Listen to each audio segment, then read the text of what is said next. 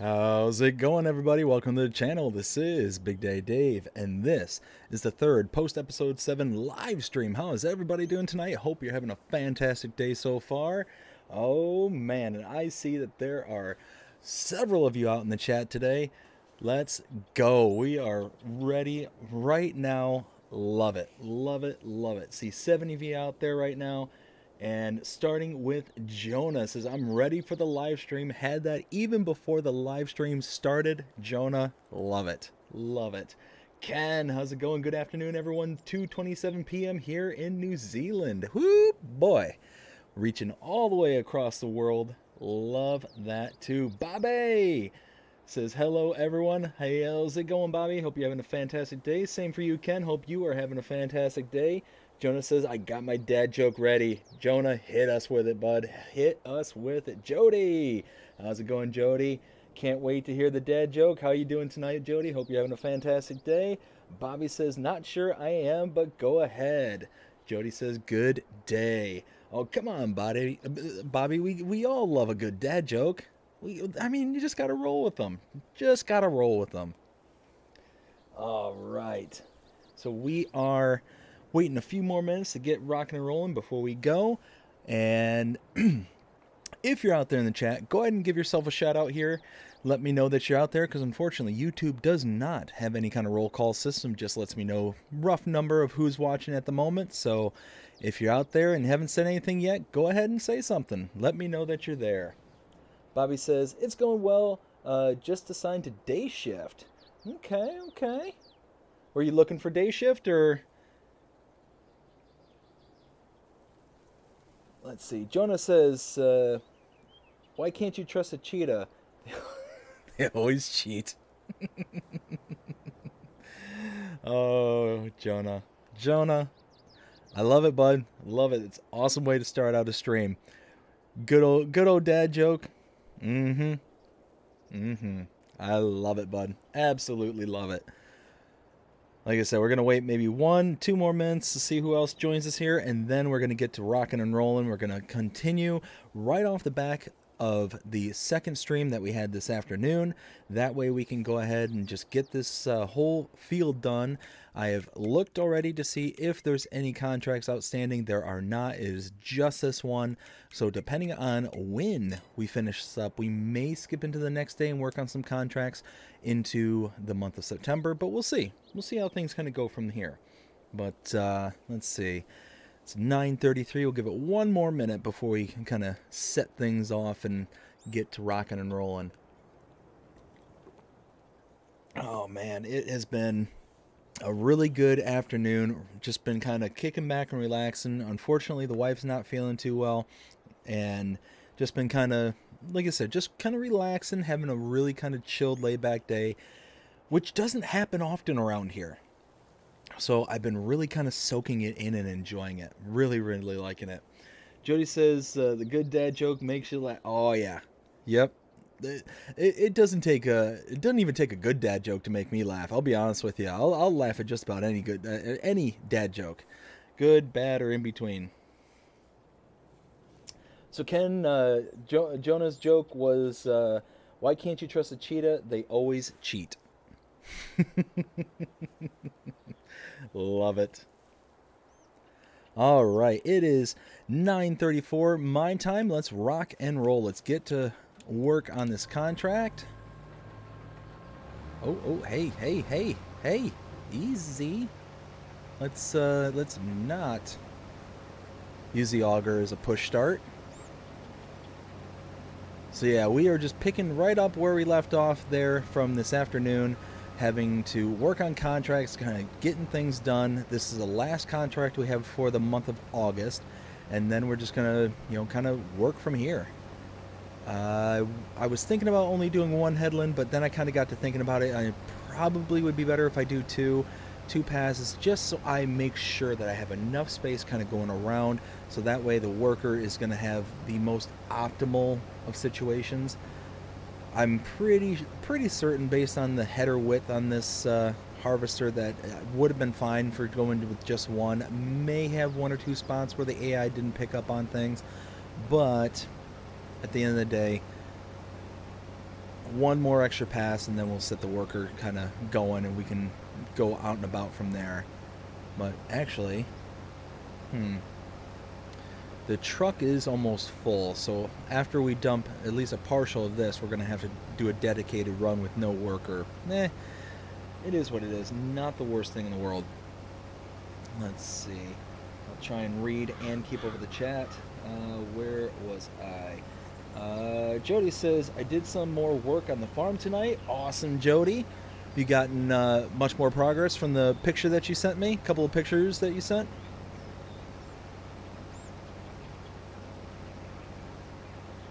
And like I said, if you want to go ahead and send me photos of your farm and how things are turning out, feel free to shoot me a message there on Instagram, Facebook, Twitter, whatever the case may be. Go ahead and just send me those pictures, because I absolutely love seeing the farm builds and just the unique creative styles that people have in creating their ideal farm. Each one of us is different and unique when it comes to our building preferences, how we want things to kind of look aesthetically, and it's just really interesting to see just how much people differ from, I mean, even with the same map, differ from like taste to taste, let alone from map to map.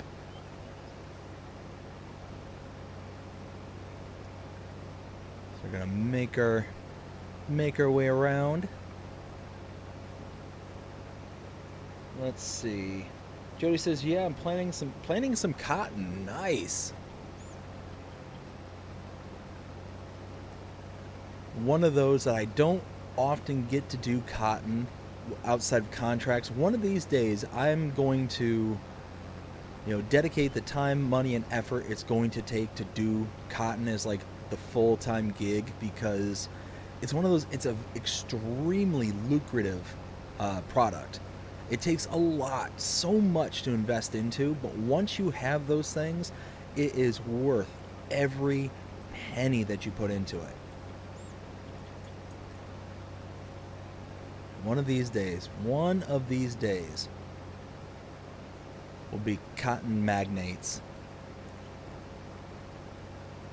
Let's see. Bobby said, I was asked if I wanted to do day or night. I said I prefer day shift. The email I received said I was night shift. I really don't care. I have employment again, and it's pretty easy work. That's awesome, bud. That's awesome. So they're moving you to the shift that you want to be on. So that's, hey, sounds like everything's working out for you. So awesome to hear. Let's see. Jody then said, trying to make my farm look as nice as yours. Oh, well, I appreciate it, bud. That's awful generous of you to say. Like I said, I do not think that I am all that creative when it comes to aesthetics and the way things look. So it does take me quite a bit of effort, and I just don't have that artistic eye. But I do appreciate you saying that. Let's see. Jonah says, I'm harvesting wheat on my new Texas flat save. Awesome, awesome. And those are some massive fields on that map too, so that's going to be one heck of a harvest. There we go. So we're just making our way around the second pass. And it's really shocking, like when you think about it, just how much the product differs from the first headland to the second headland. Because you figure, we stopped the first time around right there on the corner. You can see where the break is, right there with the kind of straw spray. Or not, it's technically not straw spray, but you know what I'm saying. That gap right there where my header is. I mean, we're going to make it significantly past that on this second one. I mean, it makes sense because we're, making shorter, like going further around because we have less to get as we continue inwards into the field. But it's just, I don't know. Again, silly things I think about sometimes. It's like, made it quite a bit further this time. And then the next lap will be quite a bit further than that. Let's see. Bobby says, Jonah, I'm playing on Mars map now. It's a pretty cool map. You know what? Like I keep saying, Mars map, or I think it's called Mars the Mission, is a really creative map. Just like the map Close from Home, they're both incredibly creative. and I think that there's going to be a lot of people that have a lot of fun with them. But as I mentioned in the tours, it's one of those that there's going to be those little things that I think just need that small improvement on. Just a little bit of TLC is needed for that map to be genuinely like out of this world. Pun intended. But in all seriousness, it's one of those maps where if all the issues that were addressed in my map tour, like from my personal aspect, from my point of view, if those things were addressed, then I think that that map really could be a really, really solid map and a lot of fun, like going forward. I do like the little self-challenge they have in the description there, where you can kind of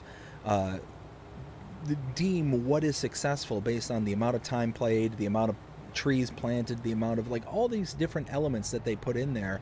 I think that was kind of a cool little challenge that they threw in there, because there's not going to be much in the way of expansion. I mean, there is, don't get me wrong, there is definitely going to be expansion to be done, but there's also going to be limitations because all the placeables there are not, they're not even placeables. All the buildings are permanently there, so you can't work around them. There's that little stone mountain that's there that unfortunately Crazy Chris Sims is not here, and I did go back and look at that comment. I'm not going to elaborate here on the stream because I'm trying to keep it PG, but yeah, I see exactly what she was talking about, unfortunately. And it's one of those, I will never unsee it. There we go. So where am I taking this to? Is this the grain? Okay, yep, it is. The grain elevator. That is the one nice thing about having this semi-truck, is you can actually get to moving across the map pretty quickly. So even though we're going fair distance away, it's not going to take that long to get to and from places. Even with it fully... let's see. Oh dear. Why are you honking at me? That's not very nice. What did I do?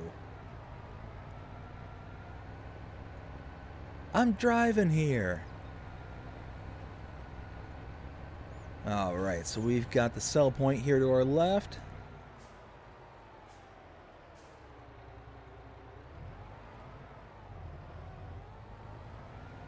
Go ahead and drop this off. And let's change that to sliding floor.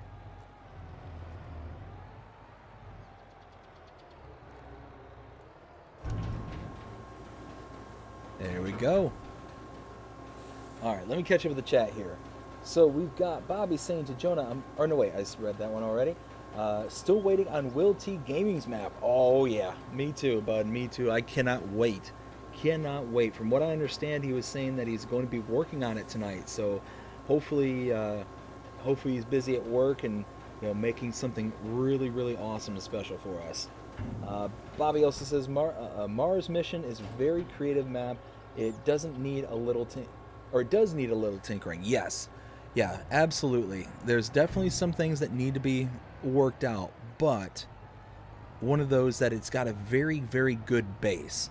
And once those issues are addressed, like I said, if I remember right, I could be forgetting exactly what I said in the map tour, but I think I gave it like a 2, maybe. I can't remember exactly the score I gave it, but upon those kind of upgrades and things like that, if they were to be addressed, it would easily get up to a 4. Easily get up to a 4. Well above average. Definitely a good map. Definitely. So, and I see that Mr. Sealy P is doing a Let's Play series on it, which I think we all called here 2 or 3 streams ago. When, I think it was the day that map came out. I think we had a live stream the day after, and we said, oh, I could see Mr. Sealy P doing a Let's Play, and sure enough, I think the day after that is when he started the Let's Play series. So I was like, wow, we just predicted the future. Love it. Absolutely love it. And you know what? That map seems like it's right up his alley. Just completely one of those kind of maps where it will be really fitting to his style of creativity. Let's see. Let's get this back to the field. Might as well empty out the rest of this. Yeehaw! Little jump there.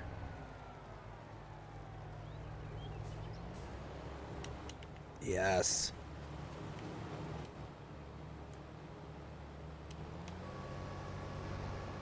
There we go. So let's see. We've got Will. Hey, how's it going? Yo, what up, peoples?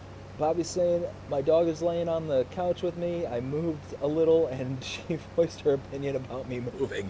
Oh yeah, yeah. I got my little guy here right next to me, and he's on the couch next to me. I've got the big girl. She's laying at the foot of the couch right in front of him, and the other one, the old timer, he's somewhere behind me. So it's one of those, if I sit there and adjust too much, or if I talk, a little bit too loudly or get a little boisterous, they will let y'all know.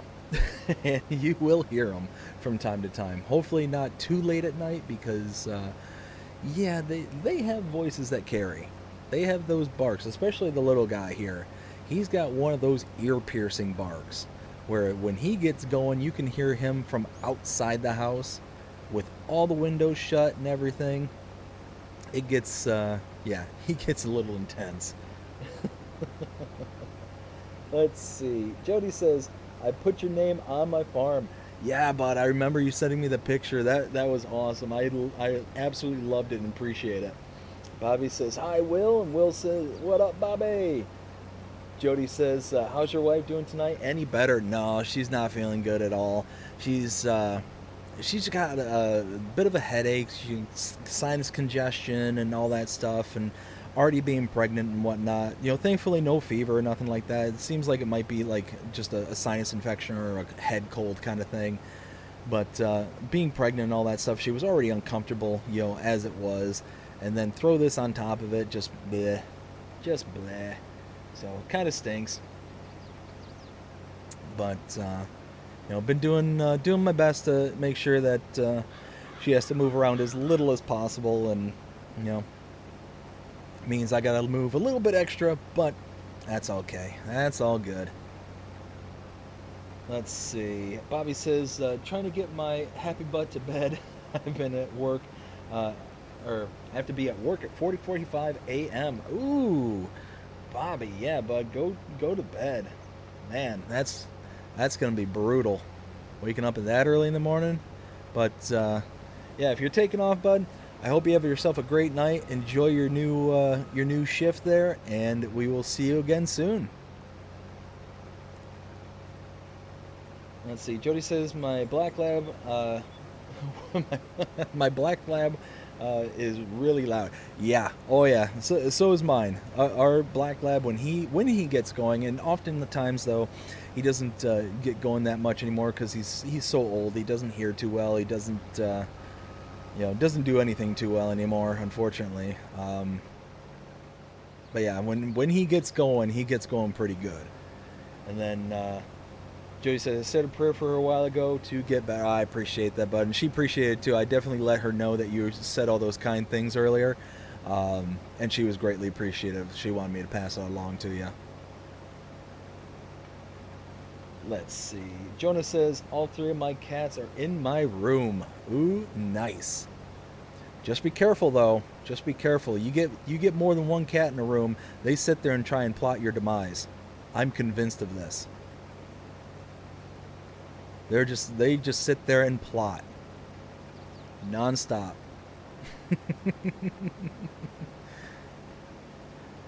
Funny story. So a good friend of mine from Michigan, he used to live with us for a little while down here in Florida, and then he eventually moved back.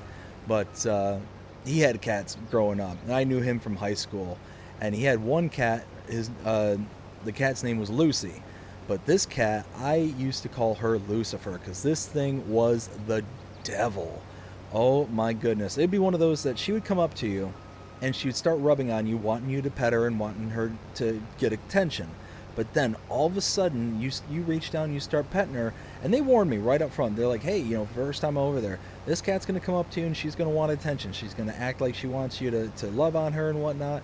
But the moment you touch her, the moment you start, giving her pet, she's going to turn right around and go into attack mode. So be careful if you touch her. Like, oh, well, that's all good things to know. So, of course, I have to test the waters. I have to see if what they're telling me is true. And sure enough, the cat comes over and she starts rubbing up against my leg and, purring and meow, meow, meow, just sitting there talking up a storm. All of a sudden, not all of a sudden, but I reach down, I start petting her. All of a sudden, this cat just wheels around, and it's a few second delay, too. It's like she's sitting there and she's enjoying the pack scratches and all that stuff. After a few seconds, she just whips right around and just latches onto my hand and will not let go. It's one of those like, oh, well, this is a new sensation that I'm not too fond of. But of course, I'm sitting there trying not to panic. It's like, okay, I've got this cat attached to my hand. What do I do? Because if I sit there and try and pull it away, it's just going to dig in its claws and rip on the way out. It's like, So I look at my buddy. I'm like, okay, how do I solve this situation? It's like, well, you just got to stand there and wait till it to let go. And yeah, since that day, she earned the nickname Lucifer. But of course, it's one of those that every time I was over there hanging out with him, she would come on over and she'd do the same thing every single time. And it's one of those, at least that, after I saw, that couple second delay, I kind of got better about being able to time exactly when she was going to, go into attack mode. And sure enough, she would, whoops. She'd come over wanting a pet. I'd reach down, pet, wait for a few seconds, and then all of a sudden she'd kind of, tense up, waiting to rear around. And as soon as she did that, I just ripped my hand back and nope, never again. Never got a hold of me after that. But yeah, she was mean. Let's see. Go ahead and unload and then catch up with the chat, see what everyone's saying so far.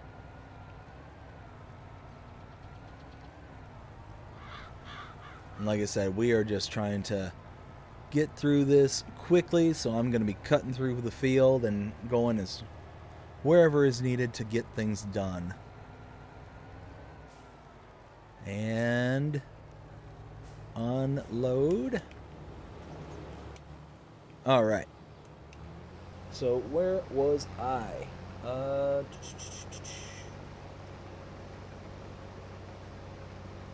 there we go. Custom. Hey, how's it going, bud? Hope you're having a fantastic day so far. Will says, I was going to work on the map today, but decided to take a break and play some FS and hang out with the wife, aka boss. Hey, you know what? I completely understand that. Completely understand that. Nothing wrong with that either. Jody says, how much is that contract when I'm done? So this contract was something like $55,000, I think, when everything's said and done. Of course, you're going to minus the leasing costs. Yeah, $55,500, almost $55,600. So one of those that is going to pay out pretty good. And then we're going to have hopefully quite a bit of product left over.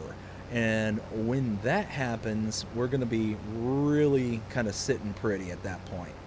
One other thing that I need to remember to do is to unload the honey pallets. We've got a ton of honey. The pallets are almost full.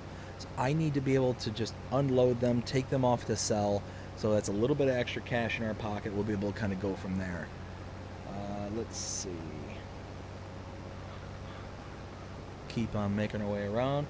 Luke, hey, how's it going, Luke? Hope you're having a fantastic night so far. Luke says, hello, everyone. How's everyone doing? Well, myself, personally, I'm doing fantastic. Being able to come out here and hang out with everybody. Oh, good stuff.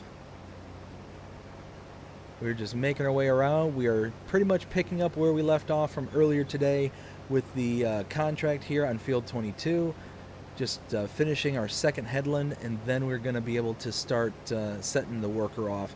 like I said earlier today, in the earlier stream, I'm going to say it again here right now. I'm going to start up in the most upper northwest corner of the map, or of the field, I should say, and then send the worker east to west. And that way we're going to be able to kind of break this field up into 3 separate chunks. And that should be kind of a good place for us to be able to kind of let the worker go. Having this 2 passes around for the headland here is going to give them more than enough space. It should make it to where they're not going to be missing out on a whole ton of product going around. Hopefully, we all know how the worker likes to do, but hopefully everything works out in that aspect and we'll just be kind of good to go from here. Let's see. Will says she's having a rough day today. Oh, man. The missus or... Yeah, okay. So, yeah, dude, that sucks. I'm sorry to hear that. Hopefully things are going to get better going forward. And I'm getting ready to come up to a curve, so let's get to that, and then we'll continue to read. There we go. Bobby says, yeah, I'm a dig person. I love the Amstaff breed. Dog person. The Amstaff breed. I'm not familiar with that breed. I'm going to do a quick search because now I'm curious. You've piqued my interest there, Bobby. Let's see. Dog. A-M-S-T-A-F.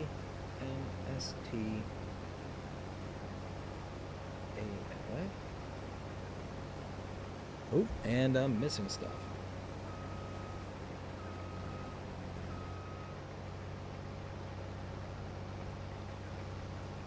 There we go. All right. Images.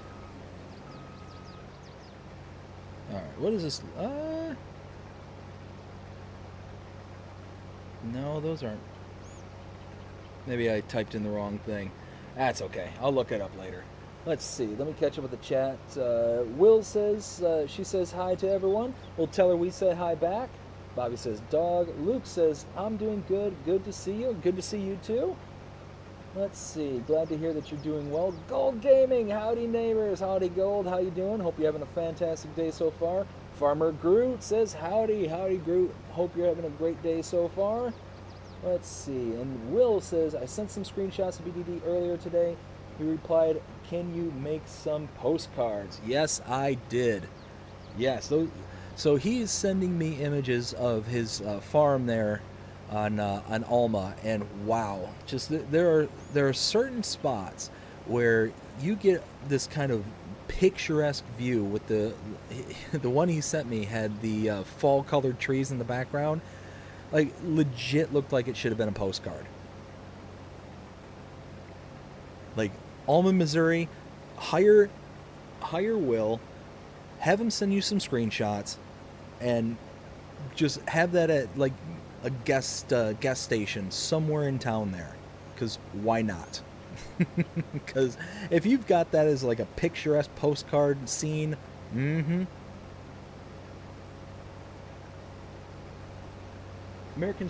Staffordshire Pit Terrier. Okay, yeah. I did look up the right breed. Okay, nice. No, it was a pretty looking breed. Yeah, I've been a dog person my whole life. One of those that pretty much every moment of my life, as far back as I can remember, I've always had dogs in my life. All the way from when I was a little itty bitty guy, and yeah, one of those where I don't think I'll ever go a moment in my life without at least having 1 or 2 dogs in my life. We've got 3 right now, and I think that 3 is a bit too much for us personally. We kind of got into that situation where we had 2 dogs, so we had 2, and what ended up happening is, or actually no, did we have 3? No, that's what it was, is we had 3. So we had 3, and the one dog ended up passing, so we ended up going down to 2. And about 2 days later, my sister-in-law, who stayed with us, it was like 2 or 3 days later, my sister-in-law, who's staying with us at the time, she's like, would you guys mind if one day I got a dog and all that? And my wife and I, we were talking about it back and forth, and we're like, no, I mean, wouldn't bother us, kind of thing. Well, little did we understand or realize that she meant that she wanted a dog today, kind of thing. We just thought she was talking like, hey, sometime in the future, would it be possible if I had a dog, kind of thing. And no, she was meaning in the immediate. And yeah, about a day and a half, 2 days later, she comes home with Sunshine, now our dog, now our third dog. Sunshine being a rescue dog from the pound. She just shows up with her, and I'm like, where is this dog, and where did she come from? It's like, oh, this is my new dog, I just adopted her, and da da da da da da. And I'm like, huh? It's like, we were just talking about you potentially getting a dog, and were you gonna tell us that you were getting one today, kind of thing? So it was just one of those where we just weren't expecting it. She just shows up with Sunshine. And one of those where it was fine. It wasn't like, a big deal. We told her, yeah, we were fine with it. We weren't expecting her to get that kind of breed. She's a hound mix, and unfortunately, she's got all the negative characteristics of a hound, including the hound dog smell. Anybody who's had a hound in their life knows exactly what I'm talking about. And the hound mentality, I'll call it. She is an extremely stubborn dog. Doesn't like to listen at all, but we love her. And it's one of those where, unfortunately, about 6 to 8 months later, sister-in-law, she decides to move. And one of those where it was kind of a bittersweet moment where we knew she had to move on. She wanted to get a place on her own and all that stuff. And at the time, I think she was living with a boyfriend, kind of thing. And we were like, oh, well, we're really sad to see you go, and we're sad to see Sunshine go, because we really kind of got close to her at that point. And that's when she's like, well, would you guys like to keep her, because the place that we're moving to, unfortunately, doesn't take pets. So it's like, oh, well, yeah, I mean, I guess we can keep her. And so, I mean, at the end of the day, we were happy to do it. It worked out fine. It was just one of those kind of odd situations, but it all worked out in the end. So let's see, we've got Gold Gaming say, okay, I need some help from the millions of you in chat. Well, I wish there was millions, but I understand what you're saying. What is your favorite map for MP? MP. Gold, can you elaborate on what MP is? Let's see. Custom says, having a great day, just wondering, what schedule do you have? I'm only asking this because I don't know when I should post my second episode on my channel.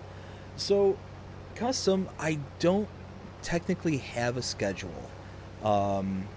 The most precise time that I will be doing any kind of live streams or any kind of recording whatsoever is at night after my daughter goes to bed. That is the 100% guaranteed time when I'm going to be on and doing something, whether it's live streaming or doing episode recording.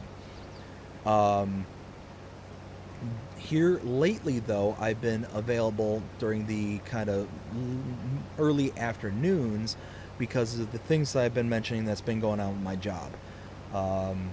Still haven't heard much in the ways of progress in regards to that, so one of those that basically my days have been free to hang out with the family, and then when my daughter takes a nap, I will do something in the afternoons as well. Again, whether it's recording, whether it's live streaming, it all depends on what's due on that particular time.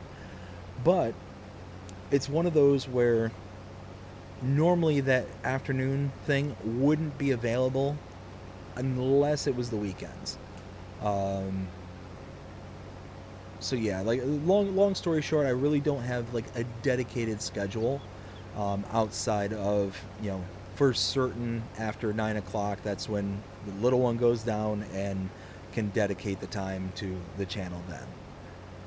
But also the reason why I also stay up so late is because because she goes to bed at 9, and I want to make sure that I'm doing my due diligence for the channel and for y'all. Let's see. Let's finish this little bit right there.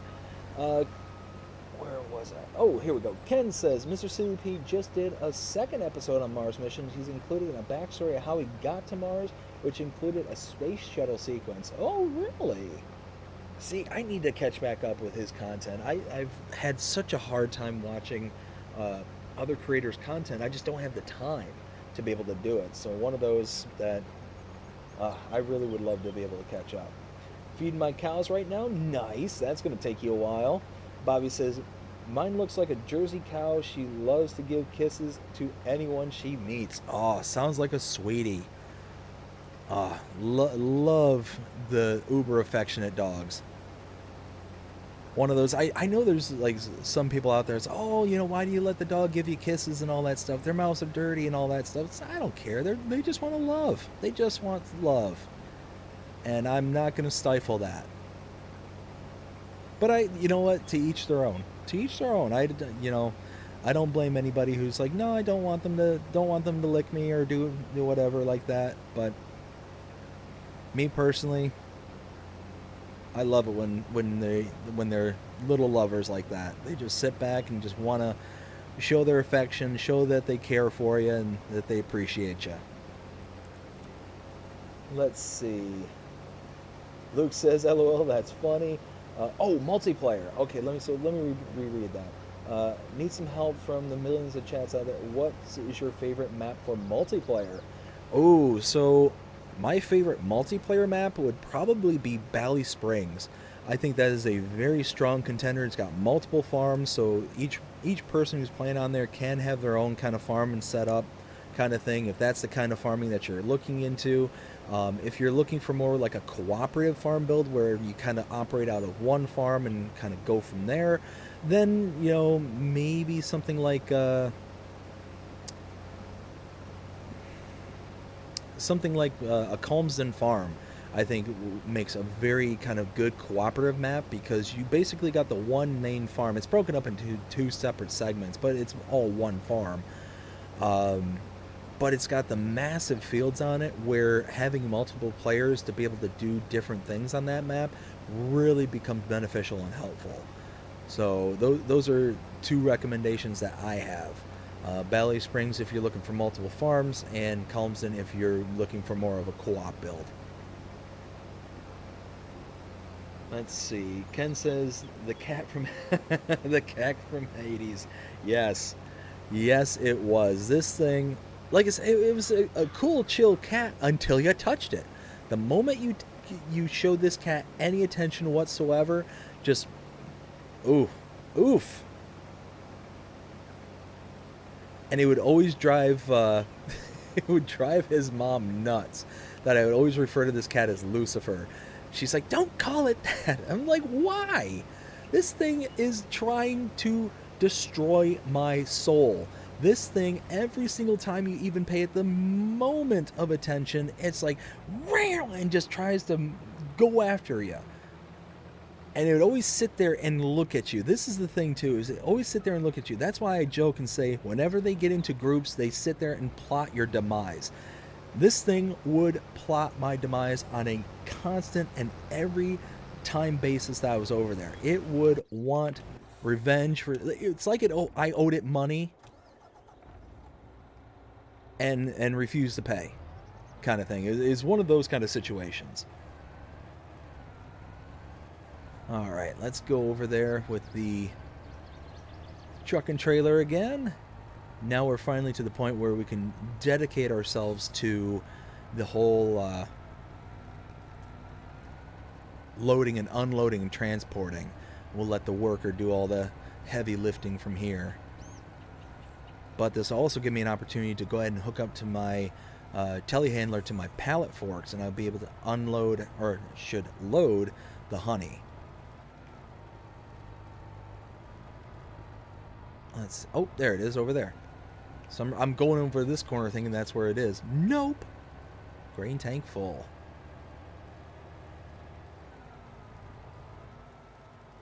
Whoa, whoa, whoa, whoa, whoa! Jackknife. Whee! There we go.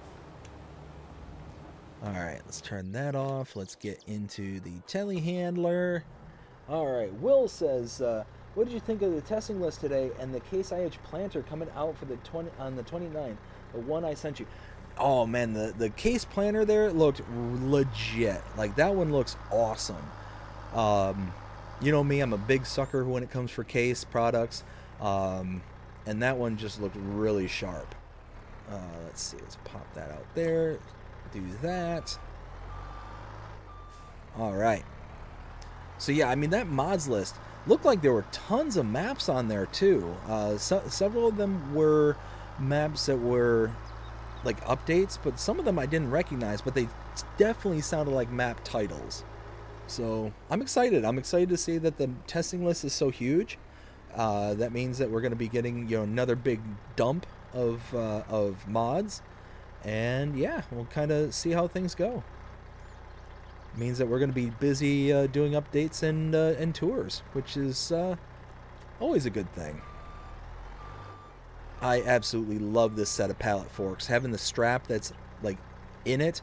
I know that I wasn't going to use straps, but I feel like this one is an exception because you have to use the pallet fork first before you can kind of set up the straps. So I feel like this one I can kind of get away with, even though I said no straps. Let's see. Will also says, driving down the road to feed the cows down from the farm. Ooh, nice. Yeah, Will's farm is absolutely massive. If I remember right, Will, you said you had, like, it was several hundred cows on that map. So yeah, feeding is not a small task on his gameplay.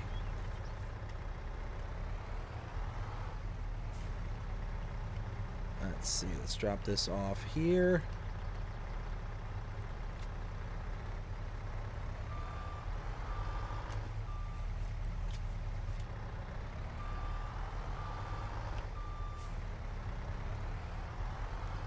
So yeah, we're just going to load all this up, sell it off. Probably going to be about, I don't know, 6-7 grand is my guess, based on the literage.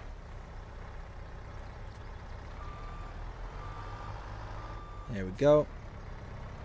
Another big old pallet's worth. Oop, drop that down a little bit.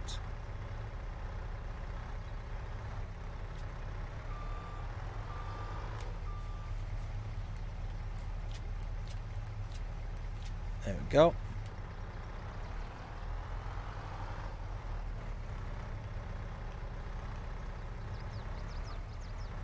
Alright, get another stack.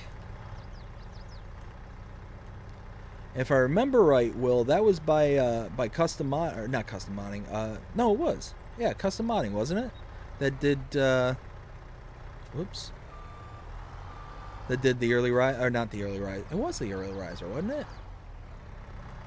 Anyways, the Case planter that you sent me earlier, if I remember right. Ooh, ooh, ooh, ooh, ooh. Then we use the net set to push that all over.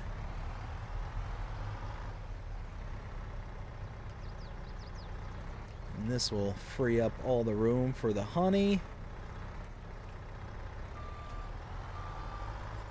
Let's see. Saskatchewan, hey, how's it going? Hope you're having a fantastic night so far. I'm farming on Thursday this week, getting ready for soon in 5 weeks, spring for busy season for farmers. Oh yeah, spring is gonna be absolutely nuts. We've got Vaderstad Seedhawk PD 1000 84-foot air drill disc cart. Ooh, how can I make pancakes? In FS22, I think there's a mod for that, if I'm not mistaken, a pancake mod. And I think that there's even some in Celobuki's, in Celobuki's maps there on, is it Iowa Plains View? And I think even on Goldcrest Valley, if I'm not mistaken. Oof, I am just making a royal hash of this.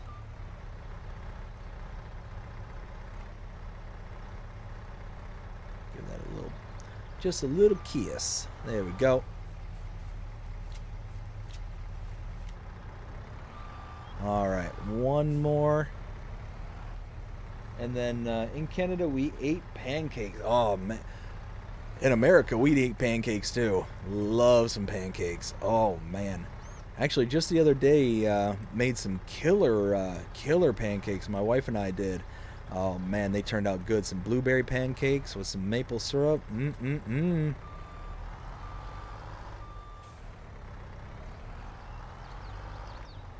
All right, let's go ahead and pop this up right here. And now we're good to go. Let's go ahead and take care of the strapping there. And put everything back and we'll be good to go from there.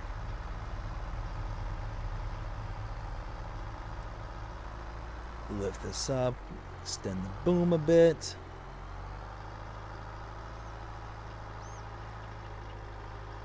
There we go. Now we're talking.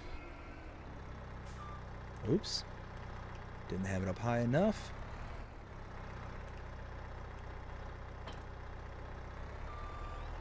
Close enough. There we go.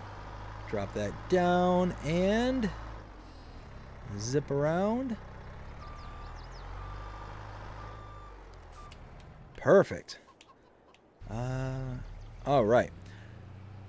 We'll go ahead and get a worker to take this up to the restaurant. I think is probably going to be the best place to sell this, if I'm not mistaken.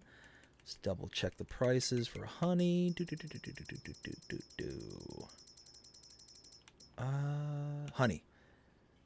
Ooh, Sedalia. Ooh, the train. It's not much higher. It's only like 48 bucks. Is it gonna? Nah, it's not really worth it to load it up on the train just to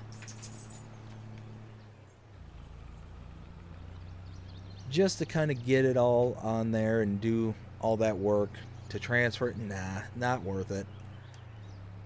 All right, so where am I? Saskatchewan says, I'm a real grain farmer, and I help buddy of mine and his family, his family farm. I help on once a day. Oh, dude, that's awesome. Yeah, I remember you mentioning that a while back, that you were a real grain farmer and that you like did real farming. Have you ever ate biscuits and gravy? Oh man, biscuits and I have loved me some biscuits and gravy. So I've got a really good kind of family recipe that's been passed down over the ages, and oh man, it's been so long since I've had it though. My wife, she's just starting to get into baking, so that's one of those where I think on a cheat day I'm gonna have her whip up some fresh biscuits, you know, take the cast iron skillet there, have her just fresh bake them in the skillet, and then I'll make my homemade gravy. It's like a really good sausage gravy. Oh yes. Now you got me hungry, Saskatchewan. Oh my goodness. Let's see. I have mashed potatoes and sausage and hash browns for breakfast. Oh yeah, no, that's a beauty of a breakfast right there. Yeah, so the last time I had biscuits and gravy, we ended up doing like a full blown like big style breakfast there, and it was the hash browns, the sunny side up eggs, some toast, the biscuits and gravy. Actually, there's a little restaurant just down the way from me, and they serve like just basically breakfast and barely into lunch. They think they close down at around 2 o'clock in the afternoon every day. and they have actually it's a pretty decent biscuits and gravy. It's all fresh made and stuff like that right there in the restaurant. But no, here lately I've been making some homemade poutine, where the local grocery store here started carrying some cheese curds, and making some. I've been making homemade beef broth. So I've been taking like marrow bones and different cuts of beef with bones in them, and I'll cook them up and all that stuff, and then I'll take the bones off to the side. Oh, easy, easy, easy. I'll take the bones off to the side, and then I'll cook them down, overnight with some, some herbs and vegetables, and I'll make me some homemade beef broth, and then using that homemade beef broth, I'll just go ahead and make some beef gravy. I'll pour that over some nice French fries. Oh yeah, love it, love it.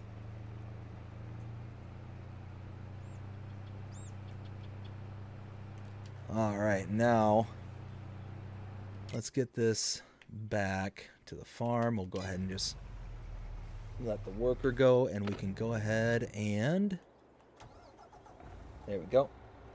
Will says oh wow, so I said several hundred. You guys, I meant several thousand. 4,325 head of cattle, 2 cow barns down, 8 more to go. I've got there they are. We got 100 cows done, and 125 cow. Wait, I got the 100 count done and 125 count done. Headed for the 350 count. Oh man, yeah, that is one big beef farm right there. Holy smokes! Let's unload that. All right. Saskatchewan says, "How's your wife feeling today? Hope she's doing fantasy. I think that's supposed to be better. Hope she's feeling better, or is still under. Yeah, she's still under the weather, unfortunately. She basically just got to relax today, and which is what she needed. It's one of those where normally she's so go go go go go and wants to get things done. It's very unlike her to actually kick back and relax, but because she just wasn't feeling good, I kind of sat there and was like, you know what, you really need to just chill out today, relax, just try and recover, and then if you're feeling up to it, start strong tomorrow, or at least stronger. But one of those where she basically is like, yeah, you might be right, kind of thing. I think I need to relax, kind of thing. But thank you for asking. Hey, Mr. T, how's it going? Will says pancake mod by Yos. That's it exactly. Yos makes that one. Let's see. Oh man, I'm way behind. Holy smokes. We've got, if you guys like to live stream, make sure to leave a thumbs up and comment, and make sure to subscribe and hit the notification bell.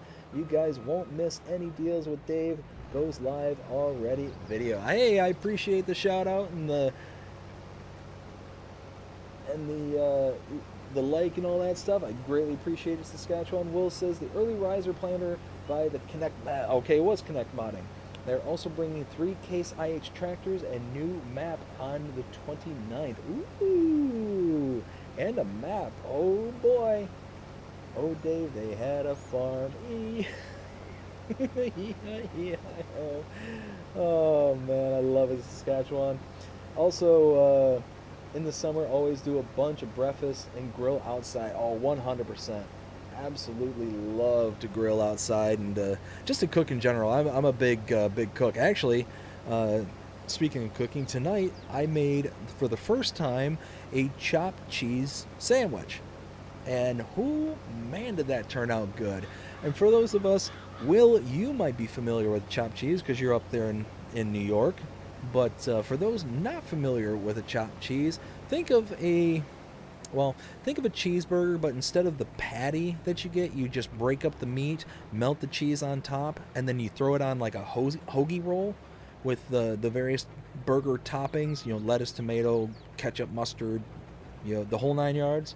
Yeah. Oh, it turned out so good. And then I make, for my burgers, I make a very, very, actually tonight turned out a little bit spicy. I actually really enjoyed it. but it's a nice little burger sauce that I have with my burgers. Oh man, did it turn out so good, so good! And I also made some seasoned sweet potato fries to go with it. Oh man, I was a happy boy. But my wife yesterday, she ended up making. Was it yesterday or the day before? I think it was yesterday. She made homemade hoagie rolls.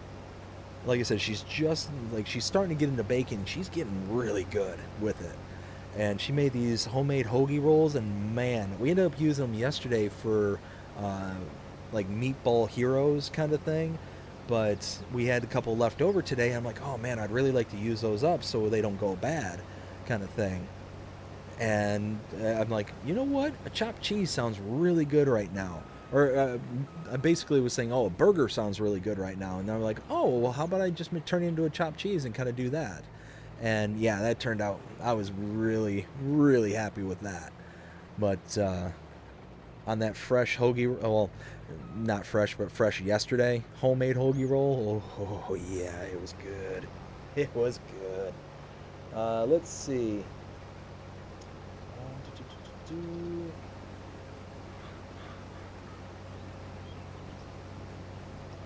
Where am I? Okay, Jonah asks, what equipment do you use for streaming? So, Jonah, I have a Elgato streaming device. I forget what the heck it's called. I think it's the Elgato X, if I remember correctly. So basically, I have it hooked up from my television set, and it bridges the gap to my Xbox, and then it breaks off a separate data connection, goes to my laptop for capture there. So that's what I basically use for the streaming. I've got a microphone. It's one of those Yeti Blues microphones, and just yeah, that's basically it. And just got a decent set of headphones that I can listen into the game audio and kind of hear what's going on. But yeah, that's pretty much the setup that I've got. Saskatchewan says, sometime when I'm not too busy on the grain farm, I'll upload some real life farming videos on my channel, and then you can check it. Oh, that would be awesome, Saskatchewan. I'd love to see that. If you could get your hands on like a GoPro or something like that, you can slap it to either the front of the tractor or whatever equipment that you're using at the time, and just kind of show around the farm and stuff like that, all the stuff that you're doing. That'd be awesome, man. That'd make some really good content. Let's see, especially the massive sets of equipment that you got there, because you said you got the big Seed Hawk air drills. Like, those things are absolutely massive, like beastly of things. Like, it would be really cool for you to like stand right next to one and just kind of give like a frame of reference as to how large they actually are. Because I don't think, even for us seeing it in the game kind of thing, you kind of lose that kind of perspective of how large these things actually are, how big these sets of equipment are. Let's see. Oops, jumping around. Saskatchewan also said, well, your farm place on your farm just how candle do you have, Will? 4 for that outro, or quattro. 4 for that quattro. I'll be on my jewels. Sorry, bud, but I think autocorrect is playing havoc on you right now.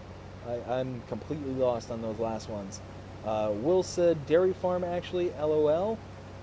Oh, sorry, I did say beef farm. No, dairy farm. Yeah, 100. Dave, why is the combine header reel up in air? Is it up in the air?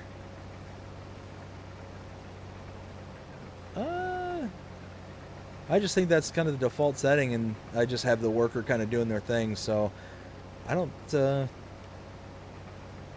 know. It just kind of is what it is. It's working, so that's how I'm kind of going about it. Let's see. Where was I? Did you see the new John Deere header pack? The new 62 foot had an update a couple of days ago. I did not see that. If you guys are interested to join a Discord, come right to my general or join my Discord. Join my link in the descriptions. Oh, nice, nice.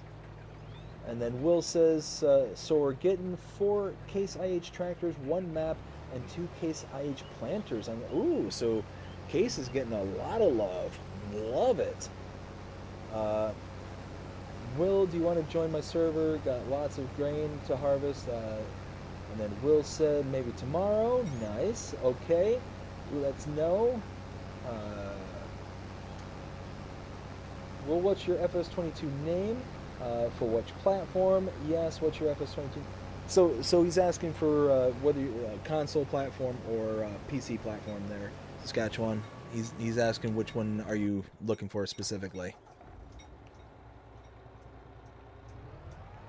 There we go. Let's keep unloading. Actually, I think this is going to be a run after this one.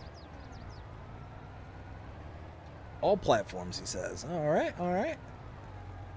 So we are back up to speed with the chat. There we go. Nice.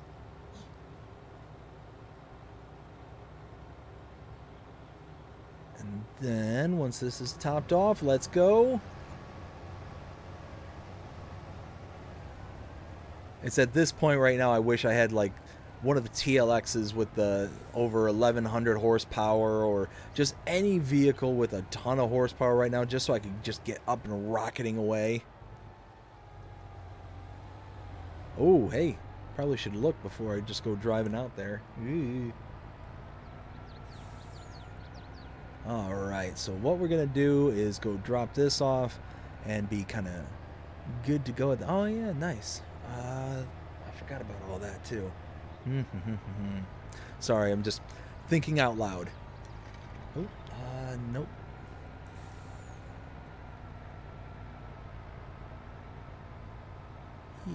Yes.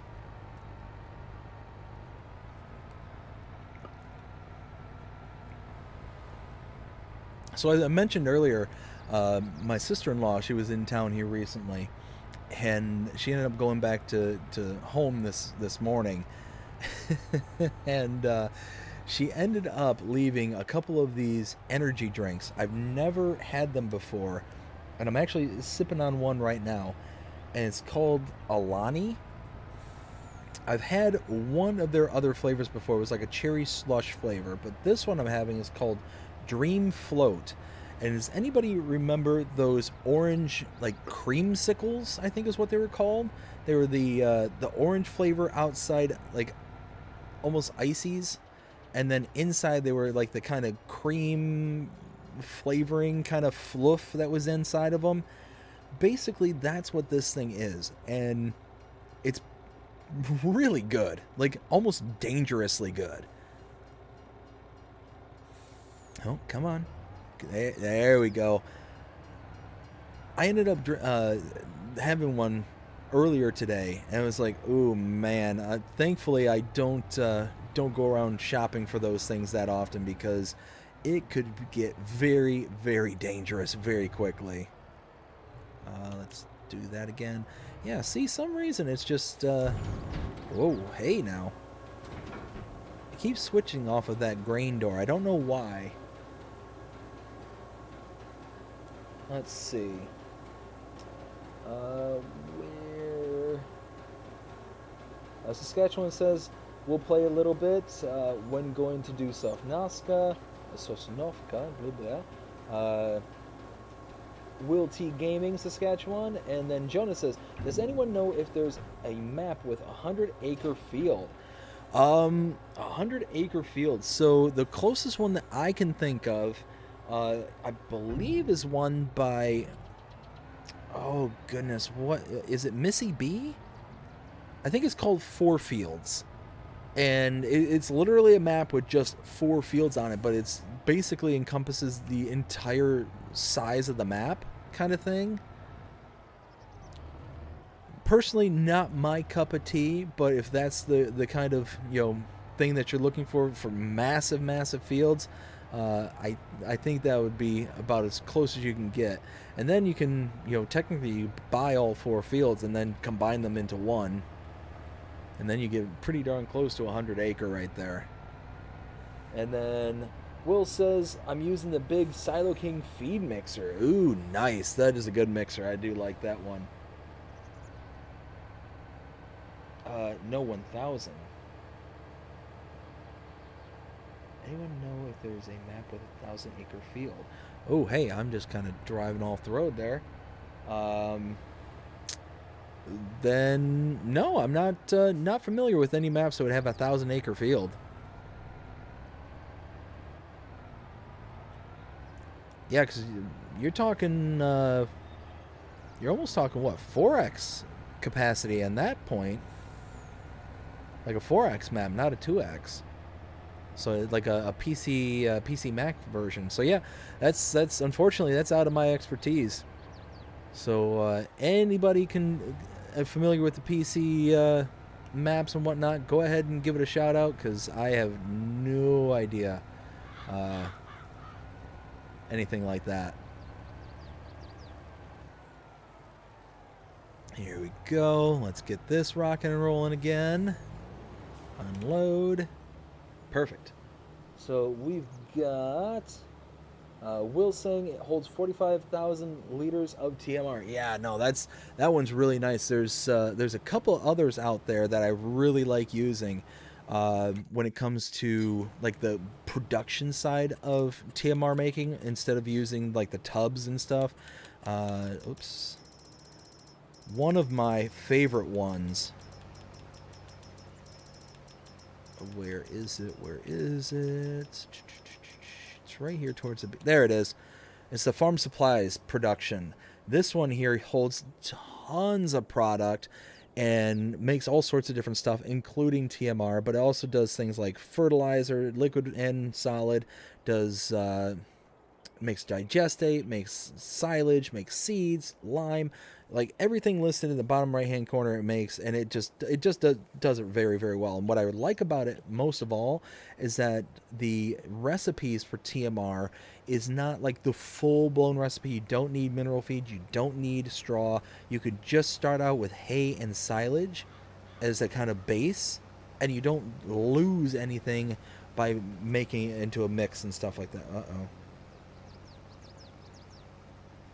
Here, you know what? I'm going to mute my mic real quick. I just need to look at something really fast. I do apologize. I'll be right back.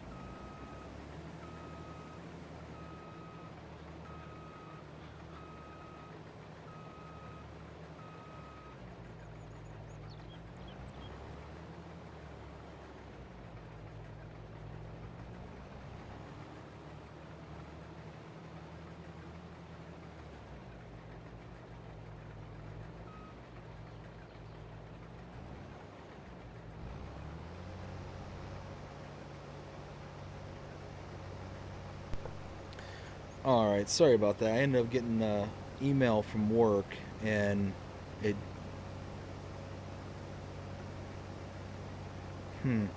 Yeah, just don't recognize it, so I'll have to follow up on it some other time. But not important for the stream here and now, so... There we go, let's go ahead.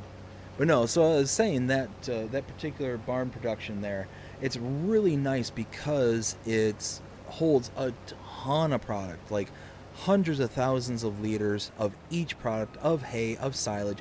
But what I really like about it, what I really like about it, is that in one of the productions, when you make the TMR, you can also get a byproduct of digestate. So what it does is that it'll take your grass, I think it's grass or hay, and it'll also add water to it, and that water then gets converted, quote unquote, into digestate. So it's one of those that it's a nice, easy way of getting some additional product, but also, and in particular, some product that you can use for kind of fertilizing your farms and fields. So yeah, very, very nice. I do like that particular mod.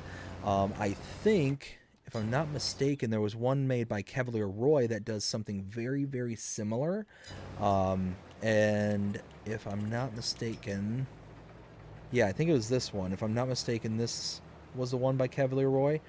And I think it does pretty much the same thing. There might even be more recipes for each of the individual components as well. And it also produces methane as a byproduct for a lot of the processes too, which is really cool. Ken says, sweet potato, eh? BDD Gaming here in New Zealand, we call them Kumara. Huh. I did not know that. Well, see, you learn something new every day. And you know what? I absolutely love that. You know, getting the kind of the cultural enrichment from around the world. Again, something I never anticipated when starting this channel and doing live streams was being able to talk to people in real time all across the world. So the fact that I just learned something new today, I'm pretty pleased with that. I'm pretty happy with that. So thank you, Ken. Thank you for letting me know that. But yeah, see, the way that I make the sweet potatoes, whenever I do sweet potato fries, I don't do just like normal basic sweet potatoes, because to me it's almost a little too sweet. It doesn't turn out the way that I prefer them. So I like that kind of mixture, that kind of balance between the savory and sweet kind of thing. And what I ended up doing is I cut it up into like fries and like normal. But after I cut them into fries, I'll throw them into a bowl and I'll spray a bit of oil on top of them so that they will adhere some seasonings. And what I'll toss in them is smoked paprika, and it has to be smoked paprika because it's got to have that kind of depth of flavor with the smoke. Garlic powder, onion powder, salt, pepper, and a little bit of accent seasoning, aka MSG. Just a little bit, just enough to kind of give it that little flavor pop. And oh man, does it turn out good. And like I said, it's that nice little sweetness from the sweet potato mixed in with the savory of all the seasoning blend. Oh yes, love it, absolutely love it. Let's see, Will says, hope we get the mods tomorrow. Yeah, now that would be awesome if we can get those mods tomorrow. I'm kind of thinking, though, that likely it's going to be a Wednesday drop. It seems like here lately they've been waiting for Wednesdays in order to do the mods kind of thing. So we'll see how that kind of goes. But, I mean, like I said, there was several I saw on that list that were in stage 2. So, aka console testing there. So we'll see how it goes. You know, it'd be really nice if we got a whole load of mods. And you know, it sounds like you said it was the 29th we're getting all those case products and the map from Customs, so that's gonna be awesome as well. Getting all that kind of stuff all dropped all at the same time, and that fact that we know that it's coming, that they actually said, hey, this is the release date of it, you know, that's pretty awesome. I wish that we had a mechanism that would allow us to know that kind of stuff, you know, for more stuff, for more mods that were coming out. But I also understand that it's just kind of, you know, kind of a come as it happens kind of thing. Ooh, Will, that's something else that that dawned on me. Have you seen any updates on the Steam DB page? You were saying a while back how there was a new line item there that hasn't been filled out yet. Have there been any talks of what that line item might be?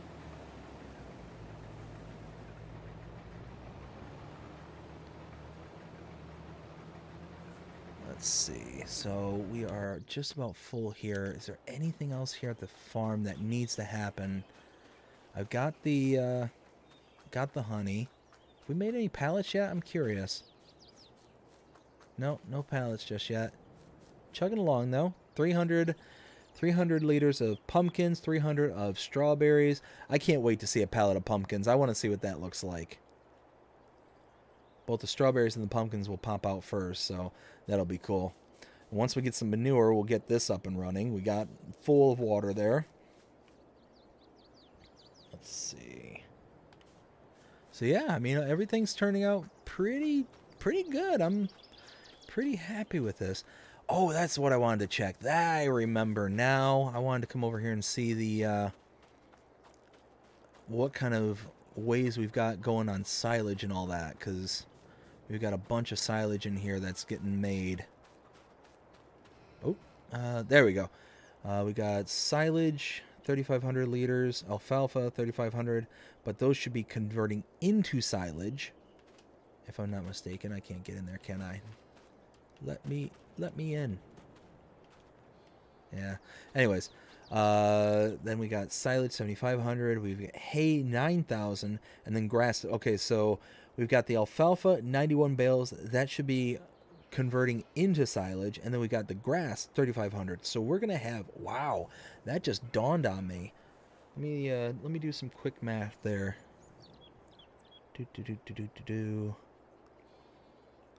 So 98 plus 91 plus 14 plus 14. 203 bales of silage at 3,500 liters. So times that by 3,500. 710,000 liters of silage when that all converts and is done. Woo, boy. Love it. Will says there is a patch coming soon, 1.14, which will probably include the next DLC. Ooh, nice. That'll be cool. That's almost full. Let's go ahead and fire this up. Oh, see, now the workers on the long stretch down here. Oh, nice.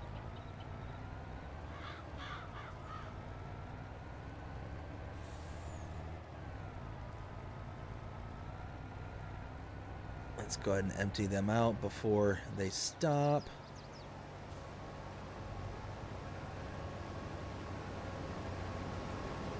There we go. Yes, let's keep that worker going. Yeah, so this will be kind of the first stretch there where they go all the way across. So that'll be nice. That'll be a big, long stretch. So like I said, this whole part of the field, that's pretty much going to be first phase of the harvesting. Then we're going to pretty much start back up right here and go in that direction. Whoops. Go in that direction. That'll be phase 2. And then that little section straight ahead of me, that'll be phase 3. There we go. Now we're all full. Emptied out the harvester. Let's get this off the field.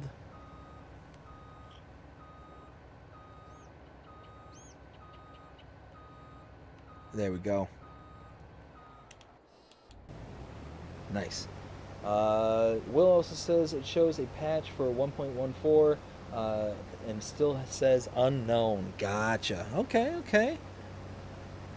Well, hopefully it will be the part of the new DLC. I'm actually rather curious. You know what just dawned on me? I don't think I ever bought the third season pass. I need to double check that. If that's the case, I'll need to look into that and to invest.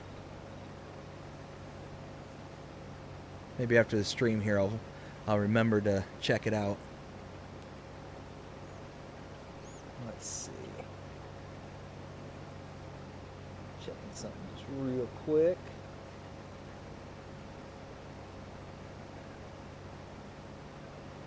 Oh yeah. Okay. Perfect. Okay.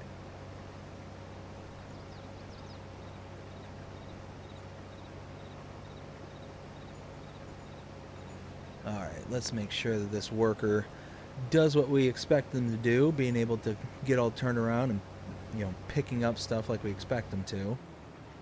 So that is kind of a sharp little edge right there. Sometimes those sharp edges, they'll start out a little bit ahead of where the crop actually is supposed to start.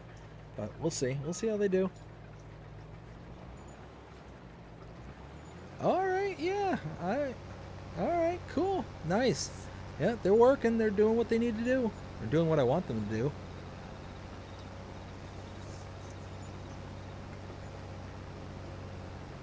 Oh man, this is awesome. This is absolutely awesome. We're gonna have a ton of product left over, and I fully plan on utilizing this in the next episode. Um, Being able to use all of the canola that we'll have left over here, and I anticipate we're gonna have quite a bit left over. I really, really hope that we're gonna have, I don't know, maybe 20,000 liters, maybe 30,000 liters. You know what? Everybody in the chat, go ahead and let me know what you think is going to be the remainder of canola here on this field. What do you think I'm going to have left over after this contract's completed? I think it's going to be somewhere in the ballpark of 20. You know what? Let's split the baby. We'll say 25,000 liters is what I think I'm going to have left over as my takeaway from this contract. Let's see. Will says, I think next month we will be getting a teaser trailer for the next game. I think at FarmCon this year, they will show the new game. You know what? I think that'll be a very solid guess as to when they would probably drop some information regarding it. Oh, there wasn't a third season pass. Oh, well then. Well, there you go. I don't need to worry about it. Nice. Thank you, Will. I appreciate that. Then it wasn't something that I missed. Because normally I'll go out there on occasion and I'll like, okay, is there another season pass yet? But I do remember like year 2, when year 2 was rolling around, all the big YouTubers, you know, there was Mr. celobuki and I think DJ Goham, so on and so forth. They were all talking about, oh yeah, the season 2 season pass and all that stuff. Go ahead and pick it up now and da da da da. And so, all right, yeah, that's cool, that's cool. Jonah says 27,500 liters. Okay. Get a little precise on this, Jonah. Makes me think that you might have some insider knowledge. Are you trying to hustle us there, Jonah? You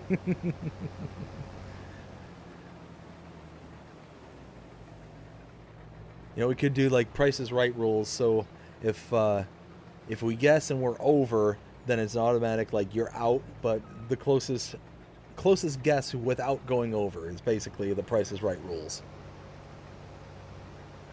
Good old Bob Barker.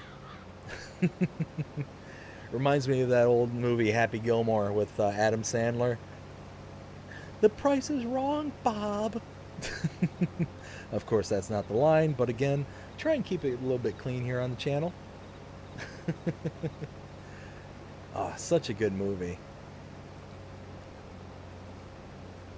Good old Adam Sandler movies back in the day. I mean, he did a good job, in my opinion, with like Grown Ups being a more recent movie. But one of those, what you could tell at the time where he really kind of went like family friendly kind of thing. And it's not like his movies were all that necessarily bad. Like Billy Madison, I'd probably say is probably like his worst in like kind of risque kind of movies. But I mean, for the most part, his movies were relatively clean. But there was a very defined shift into the kind of more child-friendly kind of movies like Click and even, like I said, even Grown Ups to a certain extent.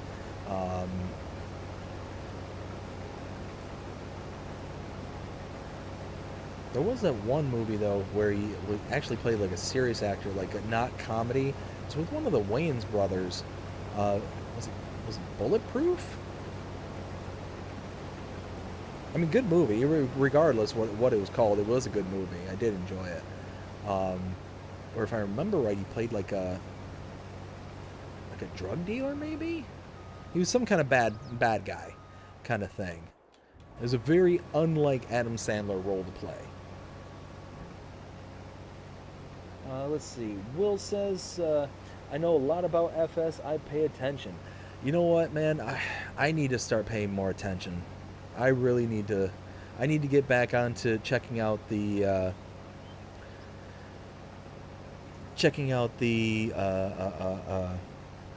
mods and testing lists. I need to get back to watching things like Farm Sim News. I used to watch it like all the time. Used to keep up with it all the time, but for some reason, just kind of, yeah, Big Daddy. That was another one.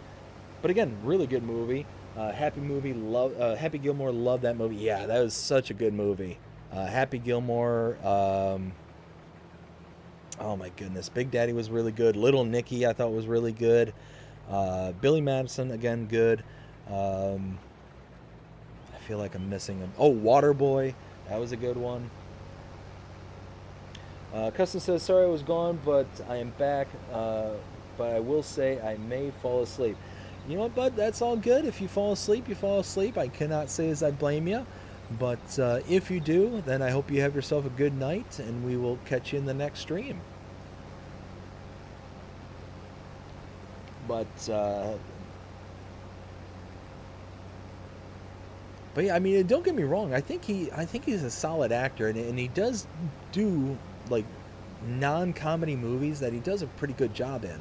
You know, there's like 50 First Dates. I thought that was actually a pretty good movie with Drew Barrymore. I thought there was a couple of other ones where he did more serious acting. Oh, you know, there was that Longest Yard, the remake. Kind of serious-esque kind of movie, but still, it was pretty good. Some funny bits here and there kind of thing. What was another one? There was another one with Drew... Was it Drew Barrymore? No, it was Jennifer Aniston. What was that movie called? My wife absolutely loves it. Blended? Was it Blended? Yeah, my wife, she absolutely loves that. And there's, you know, very often I'll go back into the bedroom when she's laying down watching TV, and she'll be back there watching that movie and just kind of rolling with it.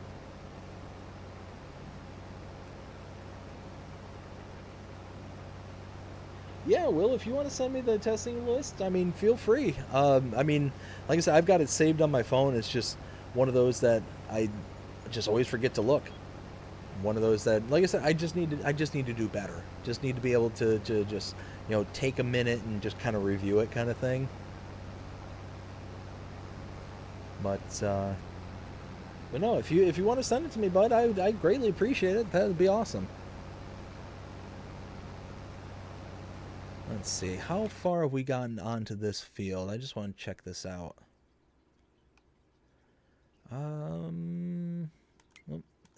There we go. Oh, wow. We missed a big old patch way up there. What happened there? What is that? Oh, well. Kind of expected the worker to do something silly. Well, we'll figure out. Once we get everything off of this patch here, we'll go ahead and kind of catch up from there. What does the contract say we're up to?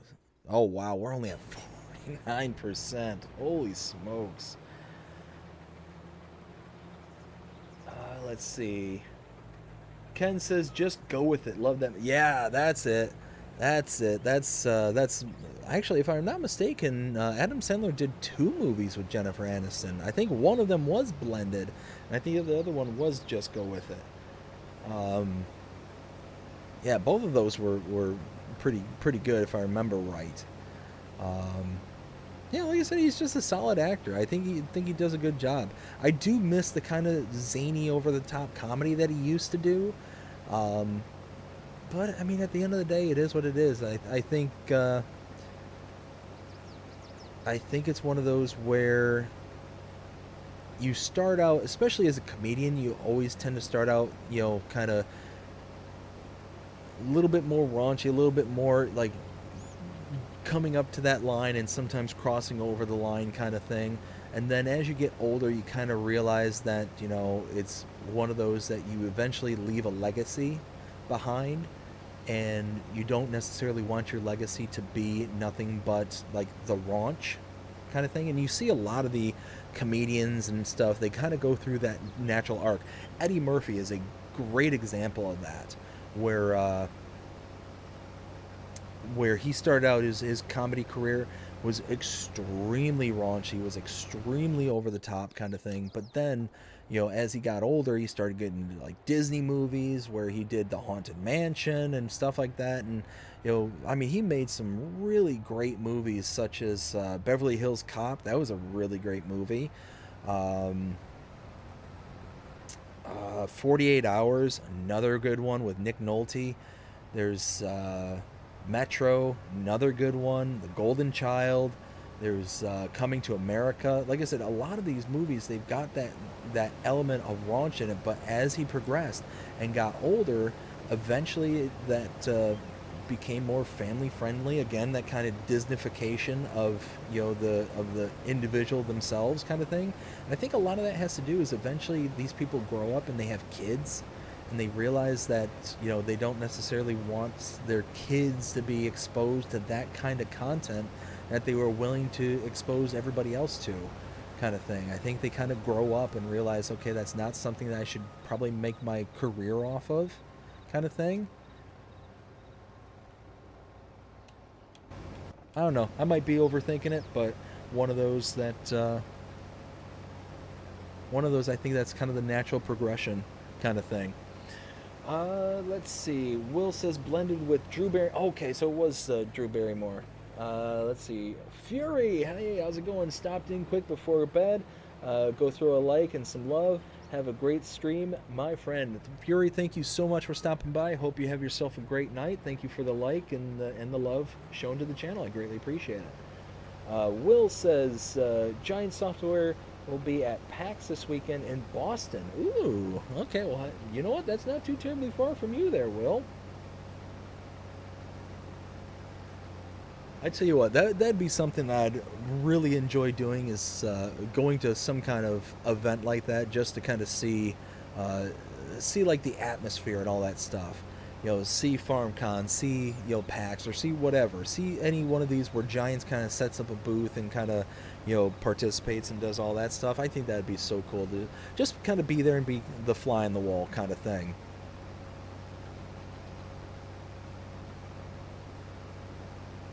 And then get to see some of this equipment that we get to play with in game, be able to see that kind of stuff in real life. That would be really cool too. Most times, like the last time I was around any like major farm equipment was back when I was probably last time was when I was a teenager, kind of thing. Because my grandfather, he owned a farm, and he did all the tractors and all that stuff, and getting to see all that stuff kind of close up. But he never had any like real major farm equipment, like any like major harvesters and stuff. He would oftentimes lease out stuff like that to do the fields, and he found that it was a lot cheaper to do it that way than to have the equipment, own it, keep up with its maintenance, and do all that kind of stuff. According to him, it worked out a lot better, kind of thing. But also a lot of his thing is he didn't do a lot of the farming per se. He did cows. That was his big thing, was cows. But he would he would do baling. He would do a lot of grass work and a lot of hay baling in particular, where that was the one set of equipment I vividly remember, is he had a baler and a tractor that it was big enough to be, and I can't remember what baler it was either, or the tractor. Yeah, that was a long time ago. But yeah, I vividly remember that because we'd always have to go to the farm every year. Every summer we'd go up there, and the whole family would get together. And fortunately, I was too small at that time, because by the time I was a teenager, it could potentially help out. One of those that it was happening less and less. My grandfather was just kind of aging out at that point, wasn't able to kind of keep up with things like he used to. But yeah, every year we'd get everybody come out, the whole family would gather around, and we'd just sit there and just work on baling the barn. And we could sit there and get all the bales off the field, and we would just chuck them onto the hay bale wagon and then load them up into the top loft. And that was every single year. But what he would do is that he owned quite a bit of acreage of the farmland around there, and he would lease out the land to other farmers, and they would be responsible for planting and harvesting, doing all that stuff. So it really worked out good. So he would make a bit of extra cash doing that, and he didn't have to necessarily do all the labor of dealing with it. His big thing, like I said, was the baling and the cows. Occasionally he had pigs. He always had chickens. He always had chickens because we'd go up there, every once in a while we get a whole bunch of farm fresh eggs, and I tell you what, there is nothing better than farm fresh eggs. If you can get yourself some farm fresh eggs, there's no comparison between the ones that you get at the store and the ones that you can pick up directly from the farm.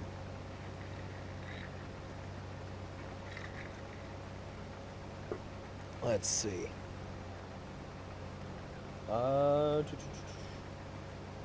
Will says, what is your favorite movie with Dwayne Johnson? Mine is Fast 5. Ooh, so my favorite movie with Dwayne The Rock Johnson, oh my goodness, now that's going to drive me nuts, because Walking Tall, that's what it is. Walking Tall, that is by far and away my favorite with The Rock. That one there, it's just one of those movies where it's got a good underlying message underneath it. Small town guy goes off to the military, does his service, comes back to his small town to realize that it's been taken over by this kind of evil evil person who goes around, uses his power, money, and influence to intimidate everybody, goes around hurting people, and that he, basically sets them straight, kind of thing. Yeah, really, really good movie. If you haven't seen it, definitely give it a try. Another one that I like with Dwayne Johnson in it is the one with what's his name? Sean William Scott? The Rundown, I think is what it's called. That one I really like too. But low-key, I really like Sean William Scott. I think he's a really underrated actor that really didn't get too much outside of, dude, where's my car? Kind of thing. It was one of those that I feel like he very much got pigeonholed in Hollywood, and then he just kind of fell out of Hollywood altogether. Now, he did make a movie that me personally I did appreciate, and being from the north and being a big hockey fan, I really enjoyed it. And even the first one, and they made a sequel of it, and I really enjoyed both of them. But it's one of those that I think you kind of have to be a hockey fan in order to enjoy it. It's called The Enforcer. Really, really good movie. I really enjoyed it with him. I think they actually have it on Netflix, if I'm not mistaken. Let's see. Will says, it's during Maple Weekend. Oh, no. Oh, that's a bummer. Yeah, you gotta be there for that. If it's as busy as you know what, any time when you have something with a dedicated holiday name kind of thing, quote unquote, yeah, I can imagine it's going to be extremely busy. So I can understand and appreciate that. That is a bummer though, because that would be something cool to go see. But again, it's one of those that I'm kind of on a split mind kind of thing, because I've mentioned this on the channel numerous times. I'm not a big fan of the city. I am, and that's any city. I just don't find the appeal. I don't care for the traffic, the kind of life that exists in a city. I've yet to find any city where I've been had my socks just blown away by being there kind of thing. I just don't find the whole appeal to it. And it's one of those that pretty much if you believe that if you're going to have some kind of big event like FarmCon, or you're going to have some kind of PAX, or what is it, South by Southwest, is that the other one that I'm thinking of? I might be misremembering that one, but they're going to be held in the city, and they're going to be, you know, right in the midst of everything. What just happened there? Was I starting to make cash there? No? Huh. I thought I saw money going up, but I don't know. Anyways, let's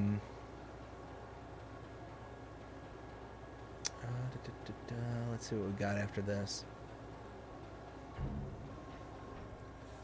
All right, halfway delivered. We're almost there. We're almost there.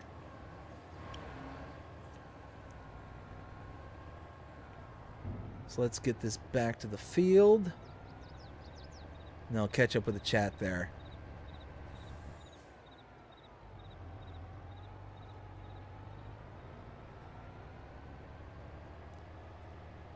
There we go.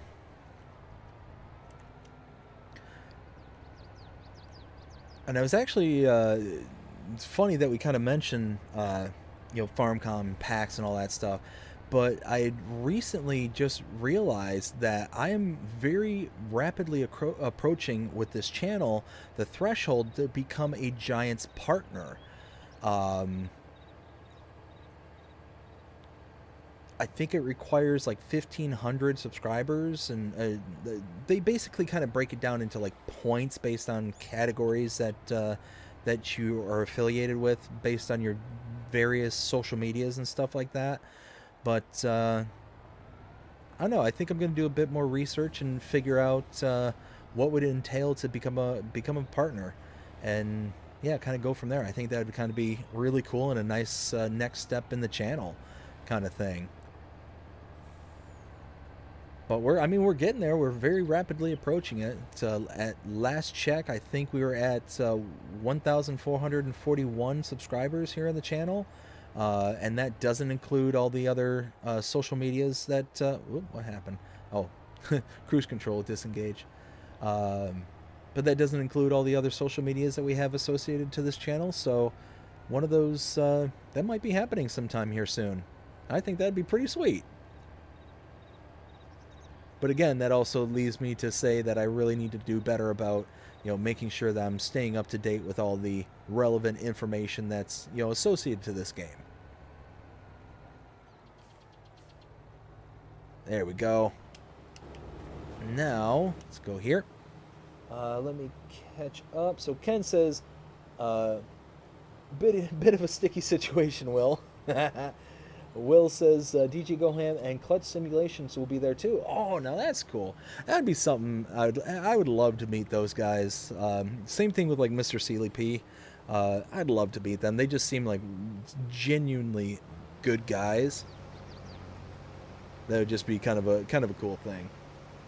Let's see. Will said, Ken, if it wasn't during Maple Weekend, that I would go. Would love to vlog it too. Bummer. Oh yeah, no, that would be pretty cool, man. That'd definitely be something that I'd check out. Who knows? Maybe one of these days they'll come down to my neck of the woods and I'll be able to, you know, hop on in and see what it's all about. Will also says my parents have chickens, so I get far. Oh, see, so you know exactly what I'm talking about.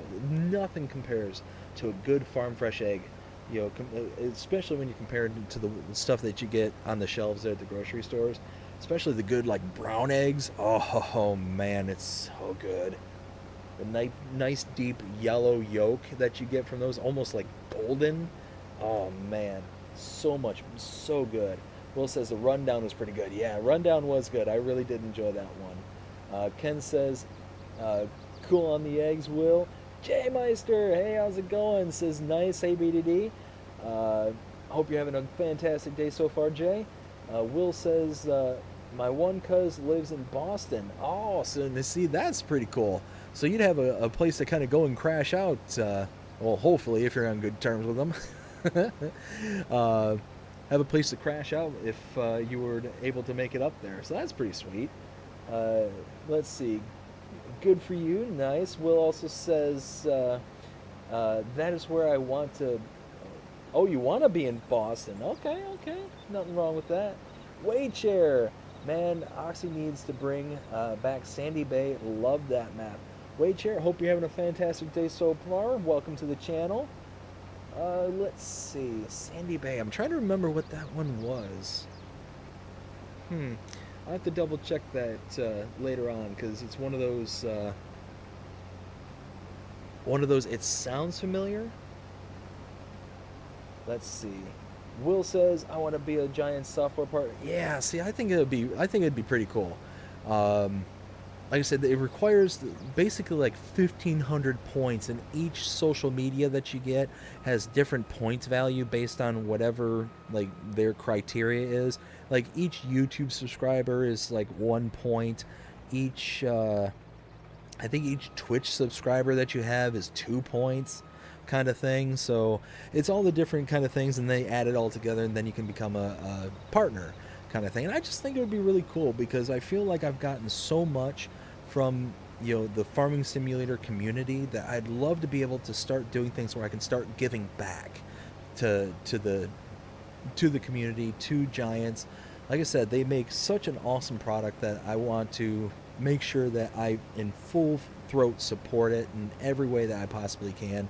Trying my best to get as many people, involved with it, playing it. Like I said, I've gotten several of my friends and family to become, involved in the game and playing it, and in their own personal lives, kind of thing. So it's I feel like it's given me so much that I want to be able to give back, kind of thing. So that's kind of how I see it.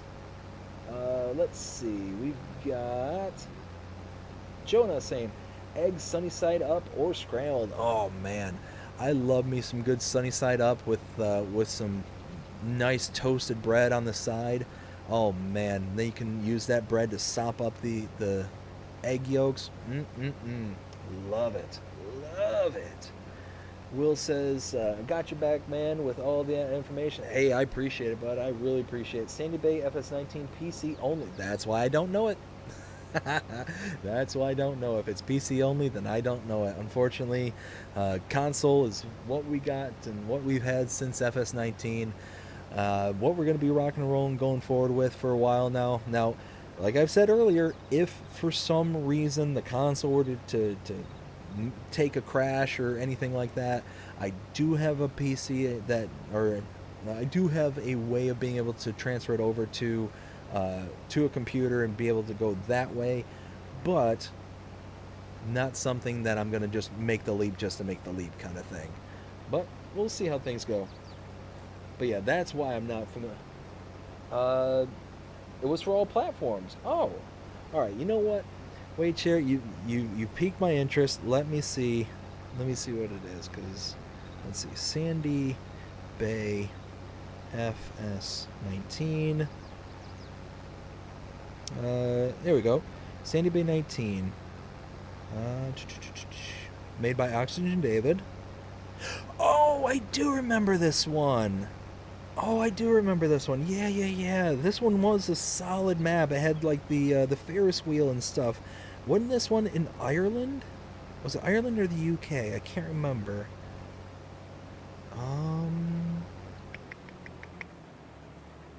Let's see. Oh, Devon, UK. Okay. Fictional. Added waves on the seafront. Yeah, I do remember this one. This was a solid map by Oxygen David. I do remember that one. Oh man, that would have been good. But you know what? There's so many maps that I wish they would have brought from FS19 to 22. I understand why they didn't. You kind of rehashing the same wheel over and over, kind of thing. I get that. But oh man, there's so many solid maps from 19 that I was hoping it would make the migration to 22 that really just didn't see their way over here. And sad. It's kind of one of those, end of an era kind of thing. But at the same time, it's like, I just wish. But at the same time, I think that we've been getting some really solid maps out of those same map makers, like Austin David, like Lancy Boy. I think we've gotten some maps that we can make some new memories with, and some new stuff kind of going forward. So, although it would have been nice to see some of these come forward, it would have been awesome. It is what it is. Yeah, I do remember that one. If I remember correctly, I think I did play on it for a little while too. Um, and it was one of those where I was starting the kind of journey on getting into those kind of maps that weren't fully utilizing the full 2x by 2x map. Wasn't necessarily the nice square fields. It was that kind of natural progression where I eventually kind of started getting out of my new new to farming simulator kind of mentality and started to explore and expand and getting into those more complicated elements of farming simulator. Let's see.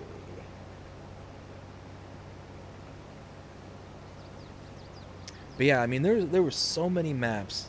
Like I mentioned before, Spectacle Island. I would have loved to have seen Alien Jim bring Spectacle. I would have loved Alien Jim to bring a load of their maps back to FS22 from FS19. Spectacle Island was one of them. Washoe, Nevada. That would have been an awesome one to have on this map in particular, or on this game in particular, because of the productions that are available. I think Alien Jim could have had a absolute heyday with that one, making some custom productions for Washoe, Nevada. That whole kind of alien theme kind of stuff going on there. Oh man, I think that would have been really solid. Let's see, what are some other going? Lone Oak. I know that's not Alien Jim, but that would have been a solid one to bring forward. What else would have been really good from 19? Oh, you know what? And you know what's really funny? I thought there was a map that was coming to FS22. I saw it hit the mods and testing list, or at least I thought I saw it hit. And it was a map called the Pacific Northwest. It was for FS19, and I thought I had seen one called Pacific NW for FS22 on the mods and testing. But then it went into what I thought was stage 2, and then it just disappeared. I hadn't heard and seen anything since, and this was a long time ago. This is probably over a year ago when I saw this, and I was like, oh man, I was getting really excited. I was thinking, oh man, that's a map that I'm familiar with. It was relatively early on, so we didn't have tons and tons of different maps to kind of choose from, kind of thing. So I was really excited, and I really liked that map. I really thought that was a solid map for FS19. And again, kind of that whole progression I was starting to make in FS19, where not every map was, nice and squared off. A lot of them were, but there was big, giant maps in this, or giant fields in the south. There was small fields up in the north, and everything was split by a river. And the northern part of the map, it was very hilly and mountainous kind of thing, because you had to go up this windy, twisty road to get along the side of a cliff face there to get to your main farm. And then the southern portion was very flat and not a whole lot going on the southern portion of it. But it was just a solid map. And I saw that popping up there, or at least what I thought was popping up there on the mod hub, or not the mod hub, but the mods and testing, and it just disappeared. I don't know where it went, don't know why. I saw it one day and it seemed like it was just gone the next, but just, it was what it was. I'm wishing that we had it, but again, is what it is. But anywho, take a. And while we got a moment here, let me go ahead and give a shout out to all my tier 2s. Go ahead and take care of those real quick. So, starting with Mark K, Will T Gaming in the chat, Luke Bernie King, Crazy Chris Sims, Ken Adlam also in the chat, Rail Fanning Jonah also in the chat, and Karma Comment Chameleon. Thank all of you so much for being tier 2 channel members. Greatly appreciate every single one of you. It goes to help out the channel so very, very much. I appreciate it greatly for your support. It is awesome. And if you are interested in becoming a channel member, go ahead and check out the link in the description below, or there should also be a join button down below and on the main channel page. Go ahead and check that out. Starting at 99 cents a month, you can gain access to things like custom emojis, custom badges, and early access to edited content such as the Let's Play series and channel shorts. You also get, nope, sorry, that's all at 99 cents a month, like I said. And the tier 2s start at $4.99 a month, which is what you just heard here. So you got everything from the tier 1s, plus you get a shout out every single live stream that we do here, starting at $4.99 a month. It goes to help support the channel and helps the continued sustainability and growth of this channel. I want to again thank all the tier 2s, all the channel members, and all of my subscribers and everybody sitting out there watching tonight. Greatly appreciate every single one of you. From the bottom of my heart, I genuinely mean this. Really, really do thank every single one of you for being there. Let's see. For some reason, let's go ahead and do this. There we go. And let's go ahead and get the truck to unload. Jonas says you're welcome. Hey, like I said, I genuinely mean this, and this is not me just blowing smoke. I genuinely appreciate every single one of you out there. All my members, all the subscribers, every single one of you are deeply, deeply important to me. I just want to make sure that you understand just how grateful I am for every single one of you out there.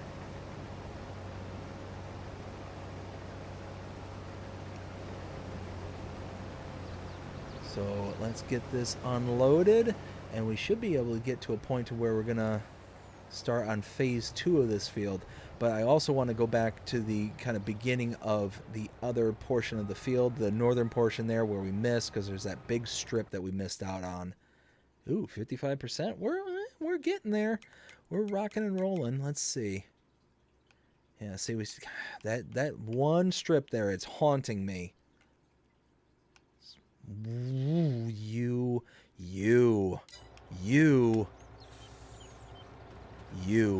get over here, worker. How dare you? There we go.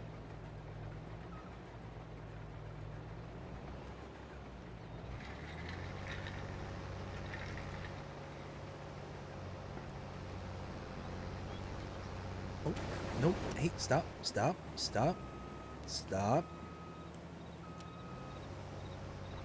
There we go. Get that little chunk that they left behind. There we go. Now we're talking. Yeah, so I'm trying to think of, because we were talking about comedians and whatnot and the movies that they were in. I'm kind of in the mood to talk about some movies, because I've been wanting to kind of sit down one of these days and just watch a really good movie.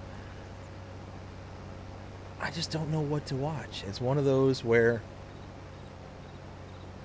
there's not a whole lot of good new movies that are coming out nowadays. So it's just one of those where I tend to stick with kind of older movies, especially ones from, growing up and whatnot. I'm trying to think of one that I haven't seen in a long time and would love to kind of watch it again. Get like reacquainted with I mean, we were talking about the actors earlier, like Adam Sandler and Eddie Murphy. You know what? I wouldn't mind kicking on like 48 Hours or even like Beverly Hills Cop. Beverly Hills Cop, I really did enjoy that movie. That was a really, really solid movie from way back when. One of those good kind of detective kind of, I don't know if it technically falls into a whole noir category kind of thing, but pretty close. And it's got that kind of decent mixture of kind of comedy / action kind of thing. It's more kind of serious, but with hints and dabbles of comedy kind of laced in there. trying to think of a good action movie that'd be good to watch here too. You know what? Anybody in the chat, go ahead and throw in some suggestions as to some good old movies that would be something to be thrown into the thrown onto the television, because I'm curious now. Jonas says, love the movie. Oh, Twister, that's a good one. That's a really good one. That's one I haven't seen in a while. That's a good suggestion too. It's funny, my wife and I, we got a running joke. Anytime we drive by cows out in the field or something, we're, that's it, there's a cow. Oh, another cow. I think that's the same cow. Let's see. Ken says, getting rather chilly here, 15 degrees Celsius. Ooh. You know what? We deal with Fahrenheit, so let's see what the conversion is there. Let's see, 15 C in Fahrenheit. Oops. Oh, come on. There we go. Oh, 59 degrees. Okay, 59 degrees Fahrenheit. Yeah, that's getting down there. It's getting chilly. Good little nip to it. Morath, hey, how's it going? Hope you're having a fantastic night. James Cameron, The Abyss. Oh, that's a great one. Yeah, that is one I haven't seen in a long time. Oh man, what was the main actor's name in that? Why can't I remember his name? Oh goodness. It was the guy. He goes down. He meets the aliens. What was the great actor too? Oh, that's gonna drive me nuts. Ed Harris. That's it. Ed Harris. Morath, Rainfar here too. Yeah, that was it exactly. I couldn't think of it, and then I just looked it up on IMDb. Ed Harris, yeah, he was a good actor.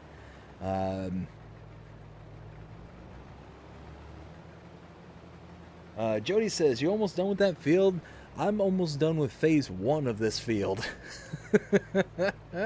Yeah, you can see here, this is what we got going on here. So it's going to be a late stream. We're going to be getting through this one tonight. At least I hope. Yeah, go ahead. Let's name some other like really good old school movies. Oh goodness, you know what? I can bring up my Plex account and see what I got on the server.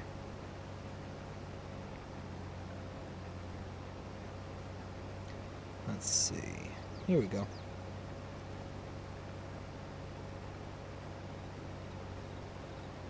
Trying to think of some really good classic. Oh, that's a good one. That'd be a good one to pop on 12 Monkeys. That's one I haven't seen in a long time. That was a good one. Good kind of action-esque drama kind of movie. That's a good one. You know what? Here's a movie for those who have not oh, Terminator. Yes, Terminator. That's a classic. I love me some good old school Arnold movies. Kindergarten Cop. That one was one of my favorites growing up. It's not the Tuma. Oh my goodness, such a funny movie. Oh, Smokey and the Bandit. Yeah, that's another one I haven't seen in a long time. Oh, they're making a new Twister? Oh man, I don't know.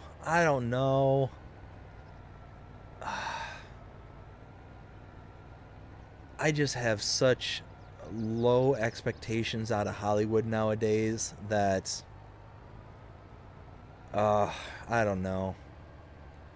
It's kind of the same vein that how they're remaking The Wizard of Oz, or I don't know if it's technically a remake or if they're just doing like an expansion in the universe kind of thing, kind of like what they did with the Oz Great and Powerful. That was a prequel kind of thing to The Wizard of Oz.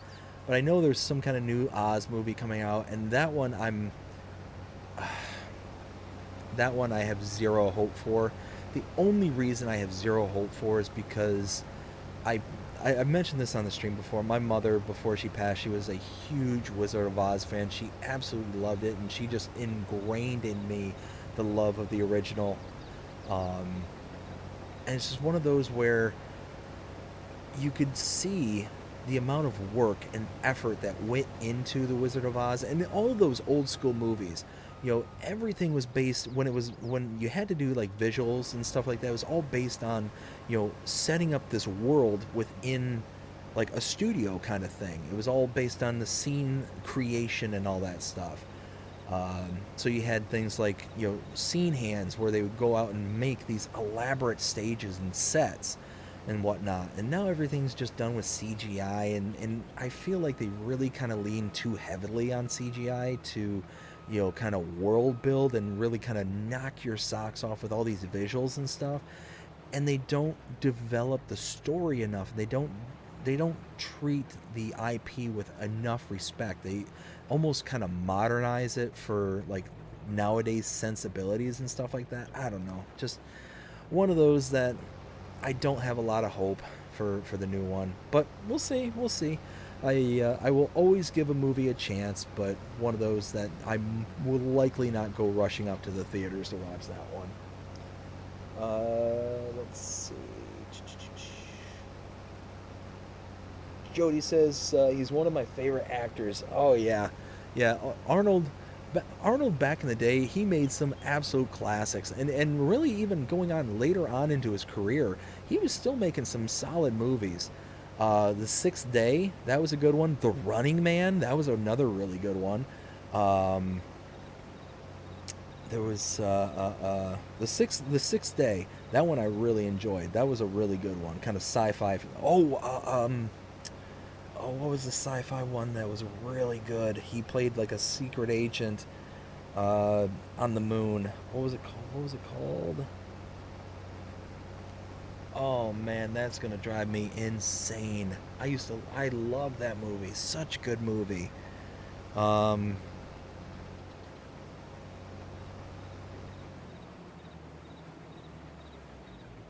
Man, that is gonna just absolutely drive me nuts. Total Recall. Yes, Total Recall. Thank you, Morath. Oh, all right. Let me catch back up. Making a new Twister movie. Okay, well, I'll have to watch some of the trailers and stuff to see what it looks like. Ken says overnight low of 6 degrees. Ooh, that's okay. So 0 degrees Celsius is 32 degrees Fahrenheit here. So that's sounds like that's what, the 40s ish.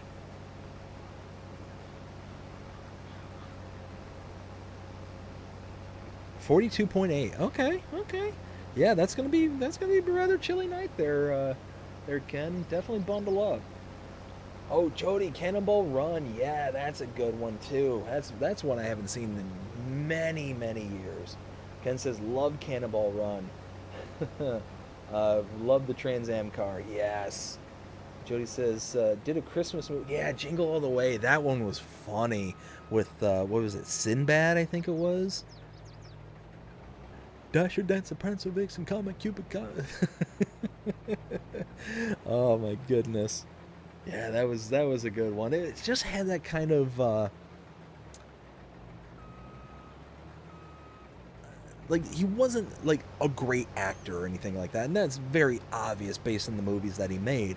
But it's one of those like they always had a charm to them. They always had a really good appeal to them, and I always appreciate a good Arnold movie. Let's see. Jonah says halfway done with my wheat harvest. Ooh, man. Yeah, so you had one of the big fields to harvest. And then Mora says Convoy. That one I'm not familiar with. Yeah, that one I'm not familiar with. Let's see. You know what? I'm gonna find me a list of some good old Arnold movies because there's tons out there. Oh, there was that one Collateral Damage. That was a good movie. That was a really good Arnold Schwarzenegger. Yeah, The Terminator 1 and 2, those were the good ones. Anything beyond that was meh, was not so much. That was when he was starting to get like really kind of long in the tooth and really just really wasn't the same kind of movie quality. Again, they were leaning too much on the CGI and the kind of premise of you having the remembrance of Arnold to really kind of bring it in. And then they started making like the ones without Arnold, but then he would do like the CGI cameo kind of thing back when he was young kind of thing. I think that was what was that Genesis, I think it was. That one kind of bummed me out. It wasn't that it was a bad movie or anything. It was just kind of like, oh man, I wish Arnold was in it kind of thing. Let's see. Hey Chris, how's it going everybody? Chris, how you doing? Hope you're having a fantastic day so far, or a fantastic evening I should say. Doing fantastic actually. We are sitting here just discussing some good old school movies. Right now we're kind of on the Arnold Schwarzenegger theme of movies. We've brought up several of them, such as Total Recall and Collateral Damage and Terminator. Oh, Predator. The original Predator. That was a good movie with Arnold in it. Yeah, all sorts of good old classic movies. Discussing how they're making a new Twister movie, how I'm not too crazy that they're making a new Wizard of Oz movie, but, again, we'll see. But again, that's my biases. I grew up loving that movie, and it's because of my late mother that I really fell in love with that movie. So it's one of those that I just really, really hope that they treat the IP with, respect. But we'll see. The Crow reboots. So The Crow, I really enjoyed the original, but I got to admit I've only seen it like twice, and it was years upon years ago. So it's one of those I'd really have to rewatch the original with Brendan Lee in order to really kind of have an opinion. But kind of in general, I'm not a huge fan of reboots. Of reboots or remakes or anything like that. I just wish that Hollywood would come out with more original content. That's honestly why I started watching a lot of here lately. I've been watching a lot of anime and kind of diving in that kind of genre of entertainment, because just Hollywood just hasn't been doing much for me lately. But where I really started getting into anime is I started watching that series called Attack on Titan. That one is a really solid series. Anybody out there that's into anime, or even if you're not really into anime, that's a series. Like my wife, I'll give you a perfect real life example. My wife does not care for anime. She never was a fan. She thought it was just a cartoons kind of thing. And it's not that she wasn't into cartoons or anything. It's just she's an adult and she's like, oh, whatever kind of thing. I'm like, okay, give me the first episode. Give me one episode, and I guarantee you'll be hooked. And she's like, hesitantly gives me the okay. Oh, okay. I just saw that out of the corner of my eye. I'll catch up to it after I finish telling the story. So I'm like, give me the first episode. And she hesitantly tells me yes. And sure enough, we make it through the first episode. And I look over to her and I pause it because it automatically starts the second episode. I pause it. I'm like, okay, what do you think? And she turns and looks at me with the most stoic look on her face. And she's like, if you do not unpause that TV screen in 30 seconds, we're going to have problems. Or if you don't unpause it in like 3 seconds, we're going to have problems. And I'm like, oh, so you approve? And she's like, babe, Why have you been holding out on me on this? And I'm like, because you're the one that always says that you don't like anime. You're the one that tells me this. So, yeah, that's kind of the rabbit hole that she went down, and they finally released the final episode of it, like last month. And yeah, it did not disappoint. It was an amazing series. It's only got 4 seasons, so it's a very quick kind of watch too. So, and very powerful. But I will warn you, it's very adult content kind of thing. Yeah, a lot of blood and gore and stuff like that. So if that's not your jam, then you have been warned. But what's funny is that after Attack on Titan, after we finished, at least getting to the point where we can kind of move on from that one, we ended up. She's like, "Well, would you recommend anything else kind of similar?" And it's like, well, I mean, there's another one that I watched here recently that it's not similar in the ways of like the kind of adultness to it, the kind of content, but it's got a very good storyline behind it, and it's a lot of fun kind of thing. It's one called My Hero Academia. That one's a really solid series that I've really been enjoying. But we're now in I think the 7th season of that one, and we're just waiting for that one to release. And again, she really enjoyed it. She really, really liked it. And again, this is somebody who's not a fan of that specific genre. So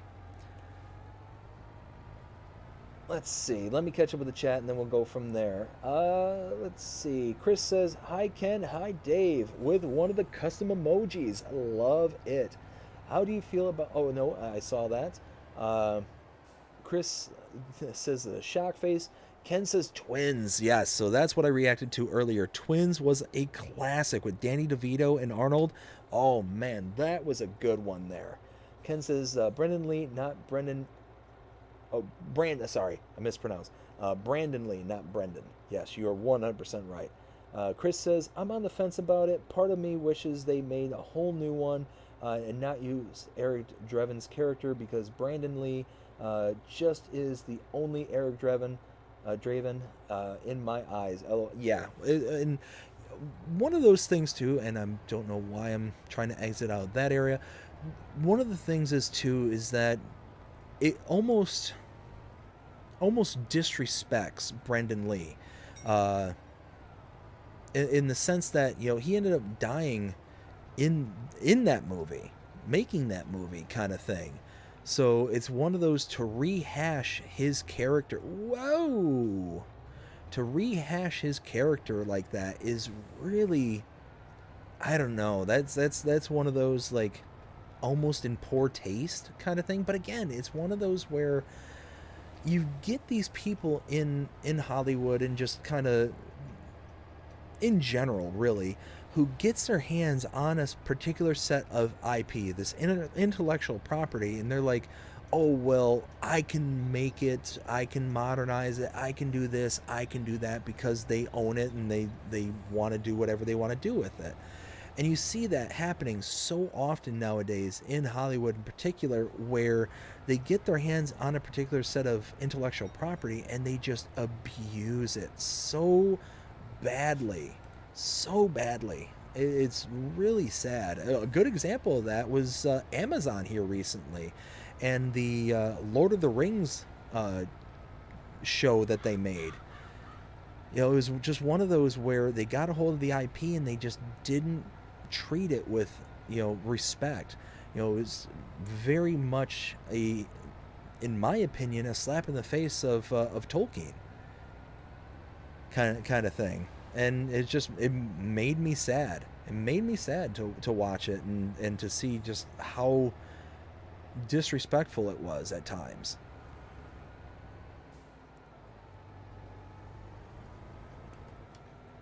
Let's see. So let's go ahead and drop this. We'll see where this gets us from here. So, whoa, yay. So we were at what, 49%, I think, at the last drop off. I could be wrong about that though. We could be further along. Let's go ahead and there we go. Slide that out. All right, so we've got, where was I? Ken says, sorry for correcting. No, Ken, don't worry about it. If I'm wrong, then, feel free to call me out. Chris says, Twins is hilarious. Pure classic, 100%. Danny DeVito and Arnold did an amazing job. And yes, Junior was another one that was a classic. That was a really good one, too. Will says, feeding the 1,000 cattle barn. Ooh, man, that's going to be a big one. But yeah, I mean, there's so many, like, classic movies out there. Let me think. Oh. And there's the train.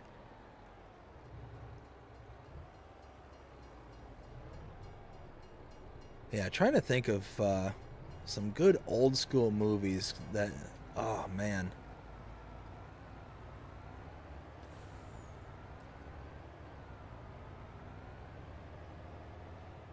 Let's see. Chris says, love Bill Skarsgård, but not loving how they portrayed Eric Dreven's character. And yeah, I totally agree with you, David. Yeah, it's one of those that's just, it's almost weird how, I don't know. Like I said, it's borderline disrespectful to Brandon Lee, where he died in the making of that film, and it's such a tragic way. Like it was just a complete, just freak accident, But I mean, it was one of those where as somebody who has, again, I'm gonna use some words that are gonna sound childlike, but because of YouTube and the way that they do things, I'm gonna run the risk of that. As somebody who is into the pew pews, there were many different things that happened in regards to his death that shouldn't have been a thing. One, it's one of those where live rounds and blanks should never ever be on the same filming set, in my opinion. Now look, I'm not a armor or anything like that, but it's one of those where the two should never exist on the same set, kind of thing. You're using these purely for aesthetic appeal and for movie creation, stuff like that. I mean, and there could be no better example here in the recent past with Alec Baldwin. Perfect example where live rounds are being kept with with blanks and stuff like that. Like, no, that should never have happened. And then if you go down that rabbit hole and hear all the different tales and stories that were going on behind the scenes and all that stuff, I mean, it's one of those, like, that whole thing could have been avoided. The whole thing from Brandon Lee all the way to Alec Baldwin, all those things could have and should have been avoided, but they weren't, and it's because of negligence, plain and simple negligence, kind of thing. And as the jobs of the armorer, it should be their responsibility to make sure that they are handing something over to these people every single time, 100% guaranteed that there's nothing in there, nothing in the chamber, nothing down the barrel, or in Brandon Lee's case, just one of those, like, these things shouldn't have happened. Brandon Lee should still be here with us today, kind of thing.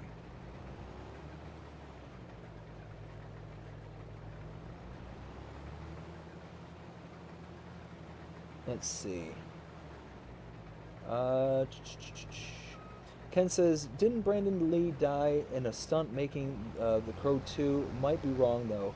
Chris says, no, he died during the making of the first. Yeah, so it was the making the first one. It was the scene...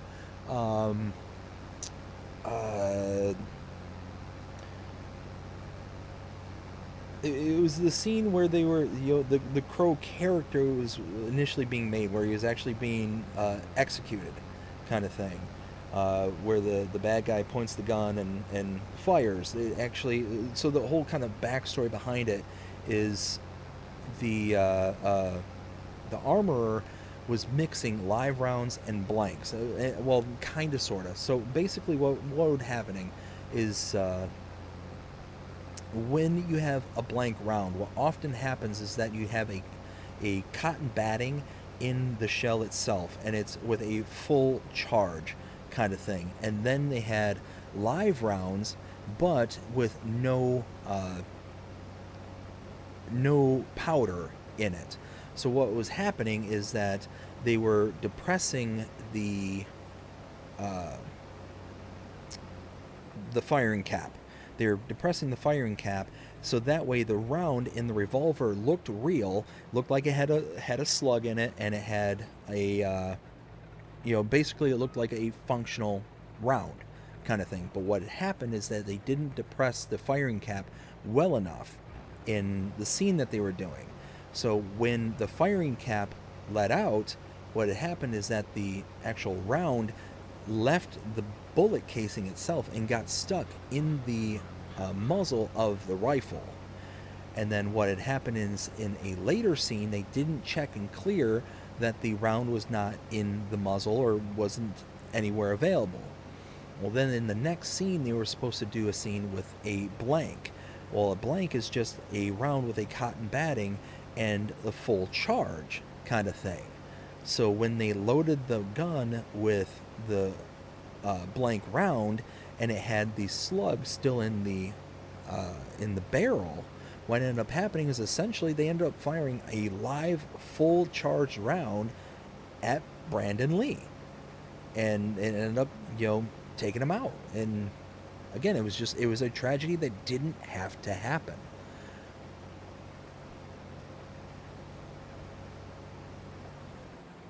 Let's see. Chris says, only reason I remember is it was doing so well because, one, 10-year-old me had a major crush on him, and two, I genuinely really loved that movie. Yeah, it was a great movie. It was absolutely a great movie. From what I remember, I've got to go back. You know what? That'll be the one that I go back and watch. There we go. We made a determination. Thank you, Chris, for putting that one out there. And everybody, really, because we were talking about the remake as well. Yeah, that's been one that I just haven't watched in forever and a day. We're gonna when we get some free time, we're gonna tally up and go ahead and do that. LOL, no problem. But yeah, just, if I was an armorer in Hollywood, you better believe your bottom dollar that is, and look, this is just how I was raised. My father taught me how to use weapons when I was very, very, very young, and taught me to respect them at all times, to always treat them as if they're loaded, never point them at anything that you're not willing to destroy, like the whole 9 yards kind of thing. Like that's just how I was raised, and have a deep respect and a very and a passion for them kind of thing. And it's one of those where, like, it's mind-blowing to me, that either one of those tragedies could happen. And it's just pure negligence that either one of those situations happened, both with Brandon Lee and with Alec Baldwin kind of thing. Unfortunately, I can't remember the victim's name of that tragedy. I keep referring to it as Alec Baldwin, like he was the victim. But again, if you do a bit of research about that whole situation, there was a lot of things going on in that set that would never, ever fly. Like, if I was the armorer, those weapons would never be outside of my sight, kind of thing. That's their job, is to, oh, and then for some reason I've got the blinker turned on. I mean, they would never be outside my sight, but from what I understand, the whole crew was sitting there with these, you know, old school revolvers. I can forget, maybe it was a Colt that they were using. They were sitting there using it for target practice, setting them up on scene and all that stuff, setting up like tin cans and stuff. They were using it for just all sorts of different stuff. It was just wild to read just how negligent the armorer was on that particular set. It was just mind blowing to me. But again, this is coming from somebody who's had a long history with these things. It was taught at a very early age to respect these things at all times, and never, do any sort of silliness with them. Like, it's just, I don't know. Just don't know. Don't get it. Let's see. We've got Ken saying, OMG, you make me feel really old now. Oh no. Chris says, LMAO, who can me? Yep, LOL. Chris says, LOL, when, well then, I guess we both feel old, because I'm sure don't feel young. Oh no. Yeah, one of those, now that I'm kind of thinking about it, yeah, that kind of did make me feel old too. I wasn't even going to go there. Oh my goodness. And Chris says, yeah, I hear you, Dave. Yeah, like I said, it's a shame. It's a shame that those things could ever have come to fruition. And like I said, that nobody, because here's the thing, is even if you hear just the primer pop, in the case of Brandon Lee, if you just hear the primer pop, you know something happened. And nobody thought, to one, empty out the barrel, not the barrel, but the chamber itself, empty it out and notice, like, hey, this thing had a slug on it. Where did the slug go? Why can't we find the slug? Like, nobody thought to check down the barrel, kind of thing. Like, that'd be the first place I'd be looking. And like I said, this is the person's job. The armorer, their job is to clear the weapon every single time. And there's a very clear and defined chain of command from start to finish. Goes from this person only. They are the person that is in charge and responsible of every single aspect of that firearm. And yeah, it's just one of those, it's mind-melting to me. So, let's see. Chris says LMAO and LMAO Dave. Yeah, I guess that. Anywho, enough with the whole tragedy aspect of things, and let's move on to something else. Pacovia, hey, how's it going? Hope you're having a fantastic morning. It's what, if I remember right, you said it was going to be 5 a.m. over there at 9:30, so that means that it's what, probably going on about 8 o'clock, give or take? Correct me if I'm wrong, Pacovia. Hope you're having a fantastic morning so far, though, either way. Chris says, of course there are conspiracies. That was all set up. I never went down that rabbit hole, though, so I don't know why that would have been. It's one of those, I mean, the whole conspiracy theory aspect, especially when it came to the Alec Baldwin stuff, never really interested me. I didn't really much care about, that whole stuff. I focused on, number one, the fact that it was pointed at this particular person. Like, that's, again, number one rule with firearms is you never, ever, ever, ever point it at somebody, whether it's empty, whether it's live, whether it's whatever. Never point it at anything you're not willing to destroy. That's the number one and most important rule. So the fact, and here's the thing, is when it comes to filmmaking, there's so many different camera tricks that you could use. There's no reason that Alec Baldwin had to point it at anybody. You know, the way that the cameras work, you can very easily point that firearm off to the side. It should have never been pointed at the individual. So that's personally where I hold Alec Baldwin responsible, is that it should never have been pointed at the camera person, the people behind the camera. Should never have been that way. Never, ever, ever, ever. And if it was a scene where it was critical that the camera had to be like looking down the barrel kind of thing, if that was the scene, then it's one of those, you set up the camera, you have a remote control to record remotely, and then you have everybody out of the way behind the camera. Again, you never have anyone downrange. Ever, ever, ever, ever. So that's where I hold Alec responsible. But the vast, vast, vast, vast majority of responsibility is the armorers. It was their fault. This person is now no longer on this earth because of their negligence. And it's a shame. It is 100% a tragedy that should have, could have, would have been avoided.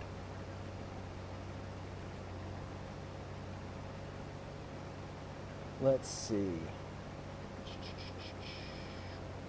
Where was I? Yeah, moving on, LOL. Nope, we're going right back to it. We just did a 180 turn right back to it. Ken says, hi to Pacovia. Pacovia says, that's correct, 5 a.m. Oof, 5 a.m. Pacovia, I hope that you got a lot of caffeine lined up. Will says, now feeding the other 1,000 cattle barn. Woo, man, Will. That is, yeah. When you have over 4,000 head of cattle, yeah, you're gonna be at it for a while.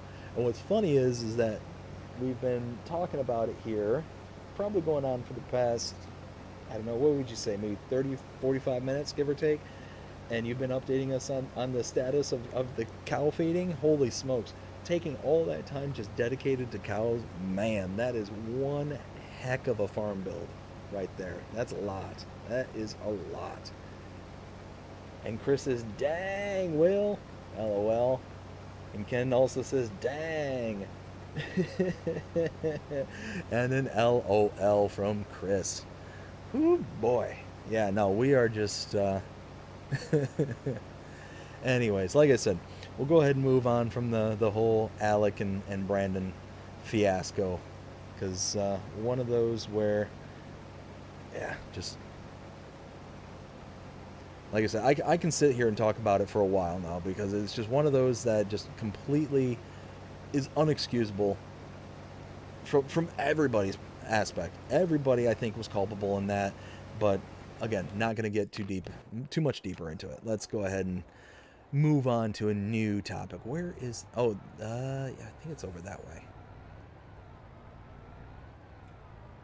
There we go. We got to catch up. We got to hurry. I'm sitting here just yapping along and realizing that the harvester's getting fuller and fuller by the second.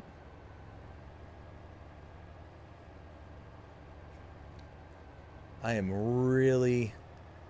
So again, I'm going to propose this question. I proposed it earlier, and I think I got one person that kind of hit a response here in the chat.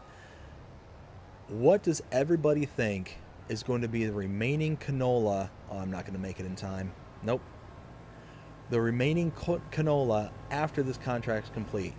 I said between 20 and 30,000, so I, kind of refined my answer to 25,000. Splitting the baby there. I believe it was Jonah said 27,500, which again, Jonah, I have my suspicions. If you got some insider knowledge that I'm just not aware of. That's a very oddly specific number. Anyways, let's see. Where was I? So yeah, go ahead and throw it in the chat. What do you think is going to be remaining on this field here, because we are starting to get close to wrapping up section 2, and then we're moving on to section 3. We've got Pacovia says, you'd be surprised, but I don't drink caffeine drinks at all. Hey, you know what, Pacovia? More power to you.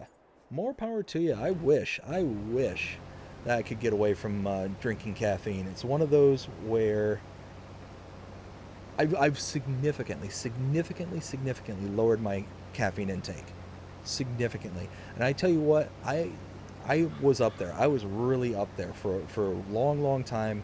Had lots and lots of caffeine, and one of those, after reducing it, I was shocked at how much better I slept at night, because I'm one of those kind of sleepers that the moment my head hits a pillow, I'm out.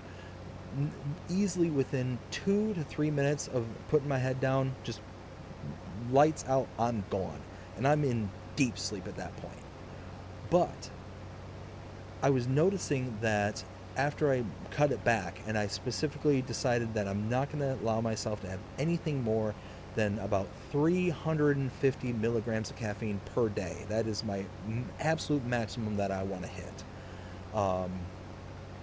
And ever since doing that, I noticed just how much deeper, more restful sleep that I get than when I was, having, several hundred milligrams of caffeine a day, kind of thing. It was wild, absolutely wild. It wasn't that I was having trouble falling asleep. It wasn't that I was but it was that maintaining and sustaining that deeper levels of sleep is what I was having a hard time with. But now ever since I reduced it and cut out so much of it, yeah, it's like night and day difference.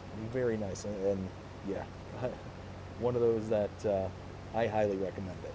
If you got a high level of caffeine intake and having a hard time sleeping, give it a try.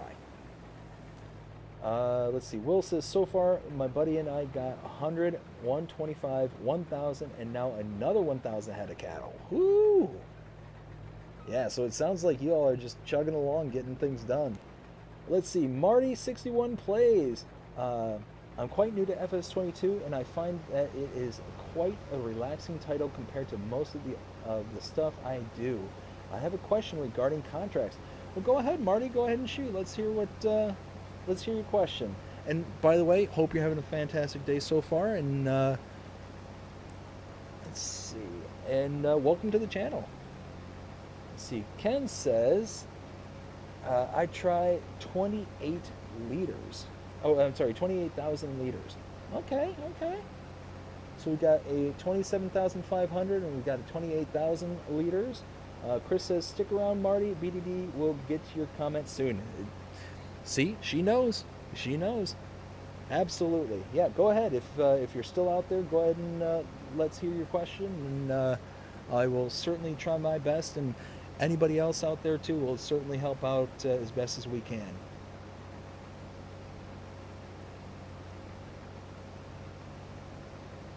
Let's see. It looks like I am all caught up with the chat. Nice. It's always a good place to be. Always a good feeling of making sure that I keep up with everyone and keeping up with what's being said there.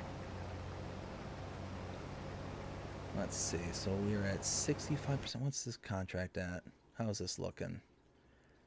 Yeah, see, this is going to be a big chunk. This northern part up here is going to be quite a bit, but we'll get there. We will get there. Oh, that's what I was going to check is the contract. Oh, okay, 72%. We're getting, oh, man, we are getting there. All right. Marty says, I see a contract for plowing in our list. I'm standing on the field in question, and there are sugar beets on the field. Can I harvest them first before plowing, or is that a non-starter?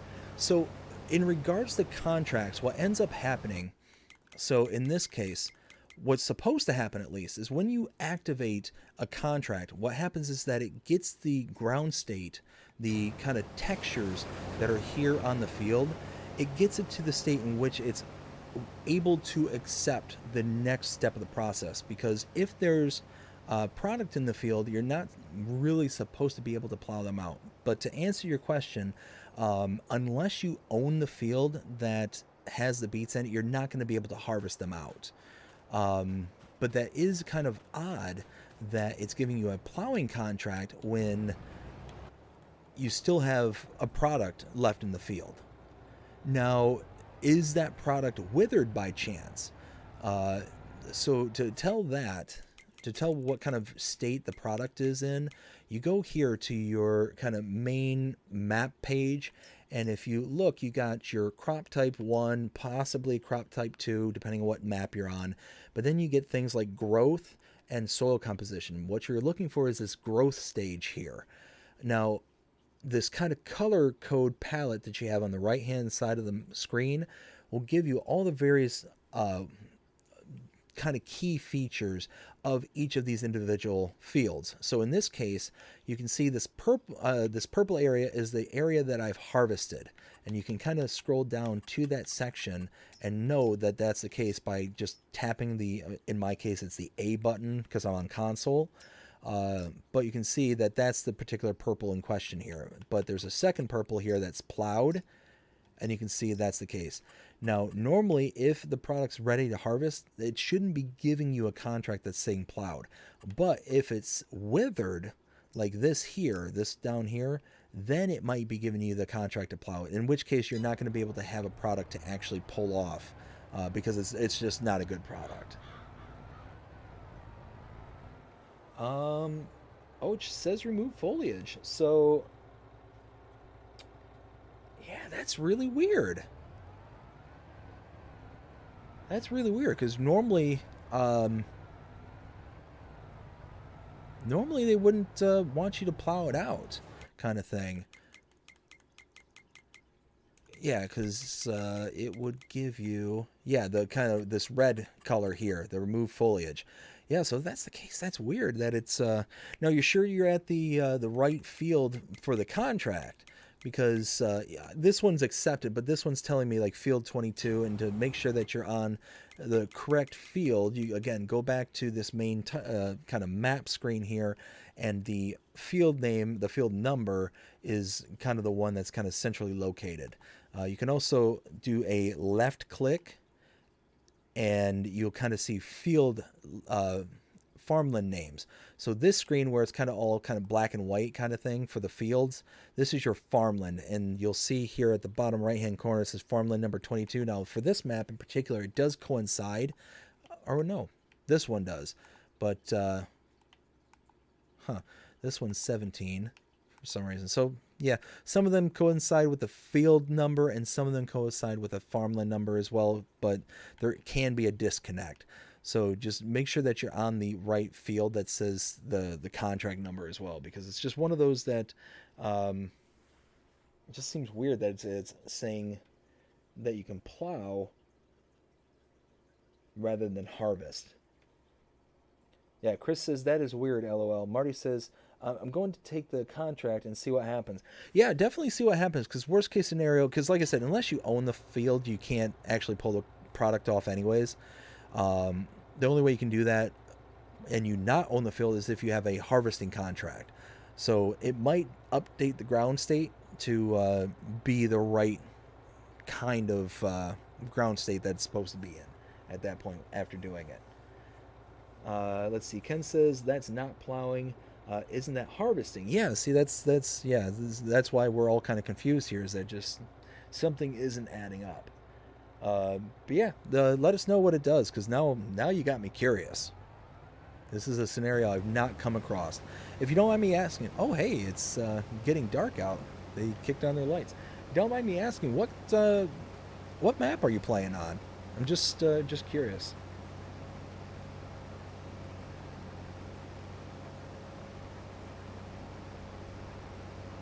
Because that also makes me wonder if possibly the map might have some kind of bug or something, maybe. I believe, oh, Maple Farms. Hey, I literally just did a Let's Play series on that. That was what we did before coming here to Alma. Great map, by the way.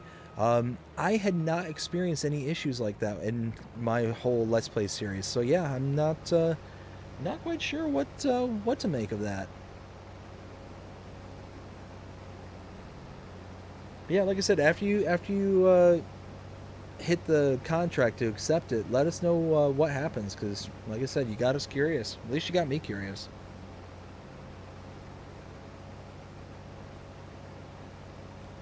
So let's see. Yeah, it's chugging along. It's going. It's doing its thing. 74%. This is going to be a nice payout. 55 grand. That's going to help out a lot.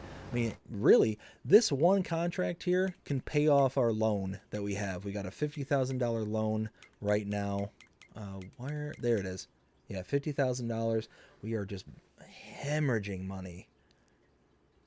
Look at that. 222,000 in May that we lost. 48,000 that we gained. 190,000 that we lost in July, and now we're down 42,000 this month. Oof, just oof. $50,000 loan that we're out.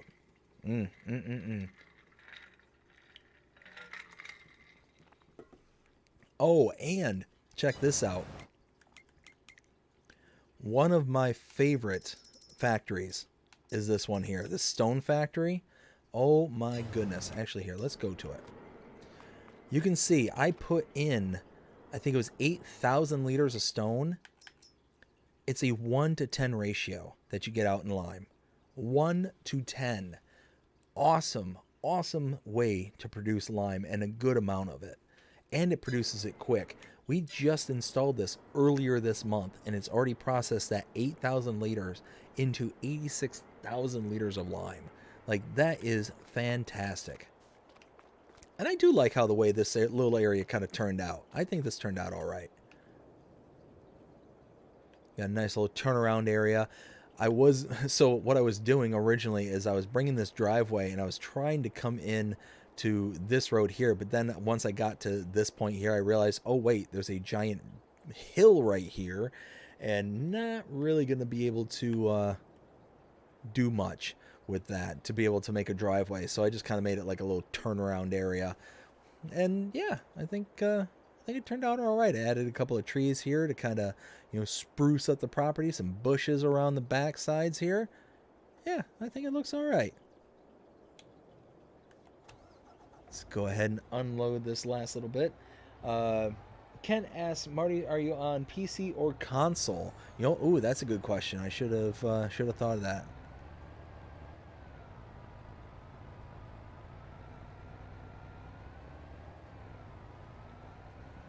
And I wonder too, if there may be some kind of mod conflict, maybe. And maybe that's why you're getting that kind of a contract for that kind of ground state. Who knows? I mean, that's the one thing about this game that is, it is a very solid game. I absolutely love this game. I will sing the praises of this. But the one thing that can arise, I mean, because we have a mod hub and the kind of nature of the beast is that we can run into things that can cause issues from the mod hub. I mean, it can happen. So, let's see. Jonas says, BDD, what version of Xbox are you on? So I have a Xbox Series X.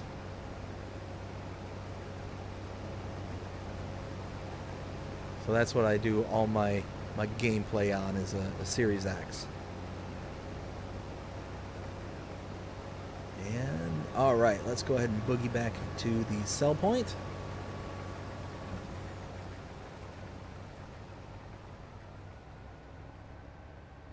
And see where this gets us. Another 59,000. So we're at 76%. We'll see what that says after this dump. Jonah, so do I. Nice. Nice.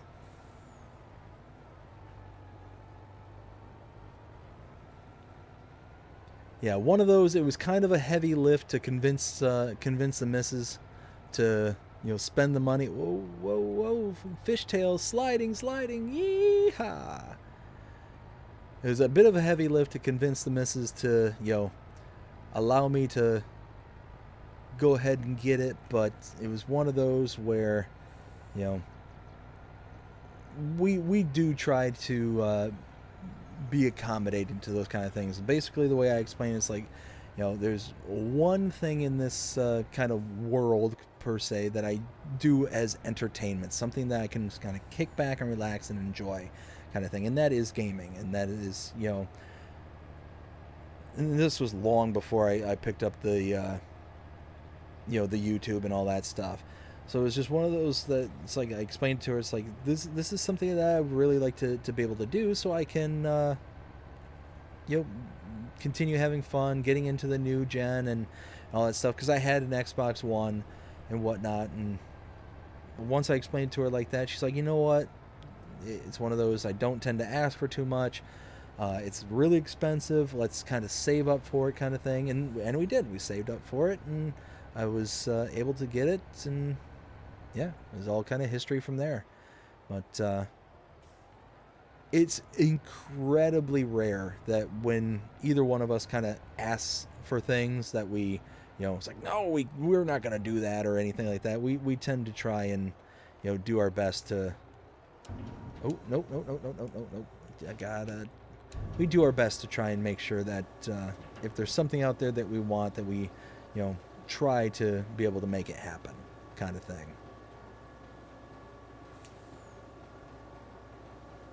Let's see. Where was I? Marty says PC, and yes, there are a few mods on this server. Ken says to me, has S series Xbox, I think. So the S series, you'll know if you have the latest gen S series if the console itself is white. The big blocky black one, that's the X. Marty says, I'm on the field with the tractor and plow, and the crop now shows as withered. So yeah, so that's exactly what happened, is when you accepted the contract, it upgraded or updated the ground state to be in the kind of proper setting that was supposed to be. So basically the game itself just didn't update the field before accepting the contract, which that does sometimes happen. But it at least makes more sense as to what you're going through and what you're experiencing there. So although it is a bummer that all that crop kind of gets quote unquote wasted, it is one of those where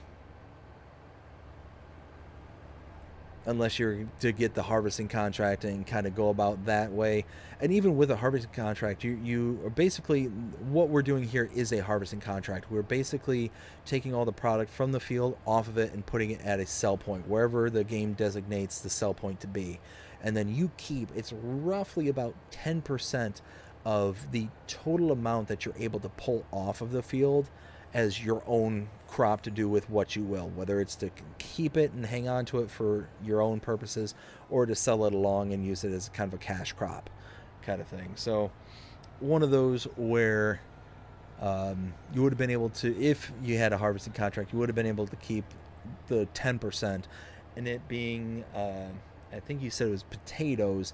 Potatoes is a very high yielding crop in this game, so you probably would have had a pretty decent amount of potatoes that you would have had your hands on, but all that's just hypothetical at this point. So let's see, let's go ahead, unload this. There we go. Let's see, so we've got Chris saying, okay, well, there you go. Just like BDD said, it didn't show the correct state until you accepted the contract. Ken then said, okay, Marty, I can't help you there. Sorry, I have a Xbox One. Can't get that map. So Ken, Maypole Farm is available on all platforms. Like I said, that is one that I did a Let's Play series on before Alma here. And I tell you what, very, very solid map. If you're looking for a kind of good UK style map, I believe it's based in Ireland, if I remember correctly, made by Cavalier Roy. Really good dude. Has stopped by many a time here on the channel. Yeah, really awesome map maker as well. That map is, I argue, the most modular map that we have available to us here on FS22. And what I mean by that is there are, let me think, 1, 2, 3, 4, 5. There's about 5 or 6 different farms on that map. And you can basically start out with the starting farm just like any other map, right? Well, if you want, you can purchase another farm, any one of the other 5 or so farms that are available. But you don't have to buy the entirety of the farm. What you can do is purchase a certain section of said farm. And it could be kind of the main, like, storage area where you have room for your equipment and your silos and stuff like that. That's one chunk of the farm. You can then buy, let's say, another section of it, and it's meant to be like the cow barn. You can have another section and it be the sheep barn, another section for a pig barn, so on and so forth. You can buy each individual sections of each individual farm and kind of go about building the farm just slowly but surely. Like, you don't have to buy it as one big chunk and spend all that money right up front. It's really, really nice, a concept kind of thing. And then on top of it, you have your animals that are like very over exaggerated. Like, as Will is saying here, he's doing thousands upon thousands of cows in these various different pens and pastures that he has. Well, on that map, each pen and pasture is over exaggerated and can hold thousands of animals in each pen or pasture. And there's several pens and pastures strewn about all the farms, all of the map, so you could have tens of thousands of each individual animal strewn across the entire map, kind of thing. If you did, let's say, sheep, I think if I remember right, I had room for 2,000 sheep on my farm in my Let's Play series. And that's one barn. And each one of the farms has, that same kind of capability. You also can take out all of the hedges by cutting down the poles that are inside the hedges, so you can expand out the fields. You can manipulate the kind of, the whole map is just kind of manipulated in a way where you can kind of do basically whatever it is that you want to do on it. And it's really, really nice. So it kind of has that kind of quote-unquote restrictive UK kind of farm style, where there's a bunch of hedges and stuff that are all over the place, but it also has the ability to kind of open it up and make it more breathable, more accommodating to whatever kind of gaming style that you have. So yeah, I highly recommend it. I absolutely love Maypole Farm, and really any map by Kevin Leroy is definitely going to be up there in the ways of maps. Again, another one of those map makers that is, in my opinion, of the upper echelon of map makers. Up there with the Lancy Boys, up there with the Oxygen Davids, and so on and so forth, the Zero Itos, to name a few, kind of thing. I truly believe that he's up there. And one of those where you can take a look at other maps that he's made, like Riverview Farm, such as I think he's got like 3 or 4, and yeah, they're all really solid. They all kind of have that like modularity to some extent or another, but Maypole has, I think it has the most in the ways of that modularity, where you can buy, like I said, the individual components of each farm and kind of go from there. It's really, really nice. Oh, Hector, yeah, another great map maker. Absolutely. Thank you, Pacovia. Let me see, because I'm skipping around here. Will said, done with the other 1,000, now on to the 300. Ken says, dang, Will. Ken also says, what it meant is haven't downloaded. Oh, sorry. Gotcha. Yeah, definitely give it a shot, because it's one of those that's really, really solid a map. And like I said, any of the maps from Kevin Leroy are really solid. Like I said, on Riverview Farm, that one's really nice too. Chris says, dang, Will is right. I don't even own cattle yet. And then Pacovia mentioned Hector is another. Yeah, absolutely. Uh, Hector and the Carpathian countryside, that map is just absolutely stunning. I absolutely love that map. And just the kind of main cooperative farm that they have there is just one of those where it's absolutely massive. You have tons of room to grow, but you still have the room to be able to kind of make it your own and do things with it. So it's one of those where it's just kind of the best of both worlds on that particular map. There we go. Let's go ahead and fill this up.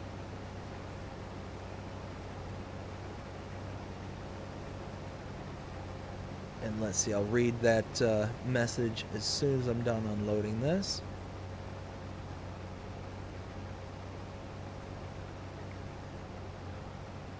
There we go. Let's get this all in here. There we go.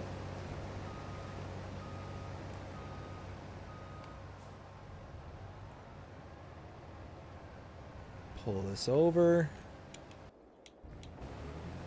Perfect. All right. Chris says, I think Riverview Farms is the one that's broken where you can't remove the fences, walls, hedges around the main roads. Yes. So I actually spoke to Cavalier Roy in regards to that. And I ended up letting them know that that was something that was an issue. He is working on it. He is looking to update it. And it is the fences around the kind of main town area, where it was just some kind of trigger that was accidentally removed when it came to one of the more recent updates. So as far as I'm aware, that's something he's worked on. It's a very easy fix, and as far as I'm aware, is working on it in the background to get it out later, kind of thing. So just kind of have to sit back and wait for it to hit the mod hub again.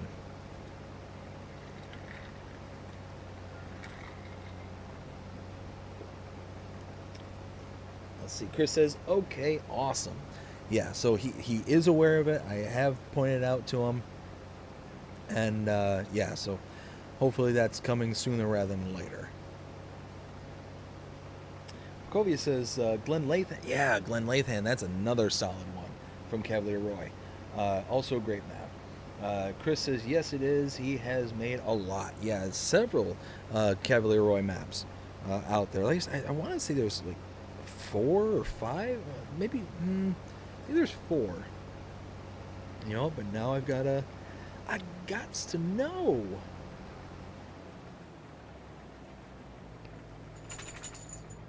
Let's see. And apparently, one of my dogs says hi.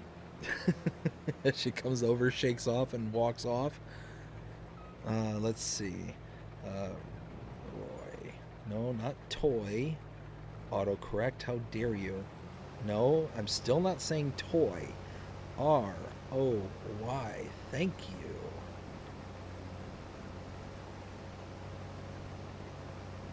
All right. Cavalier Roy. There we go. Riverview Farm. Glen Lathan. Ebony Island. That's the other one. And Maple Farm. So 4 total maps for FS22. Yeah, and they're all solid. Every single one of them is a solid map. Let's see. He has made a lot of nice maps. Yes, absolutely. Yep.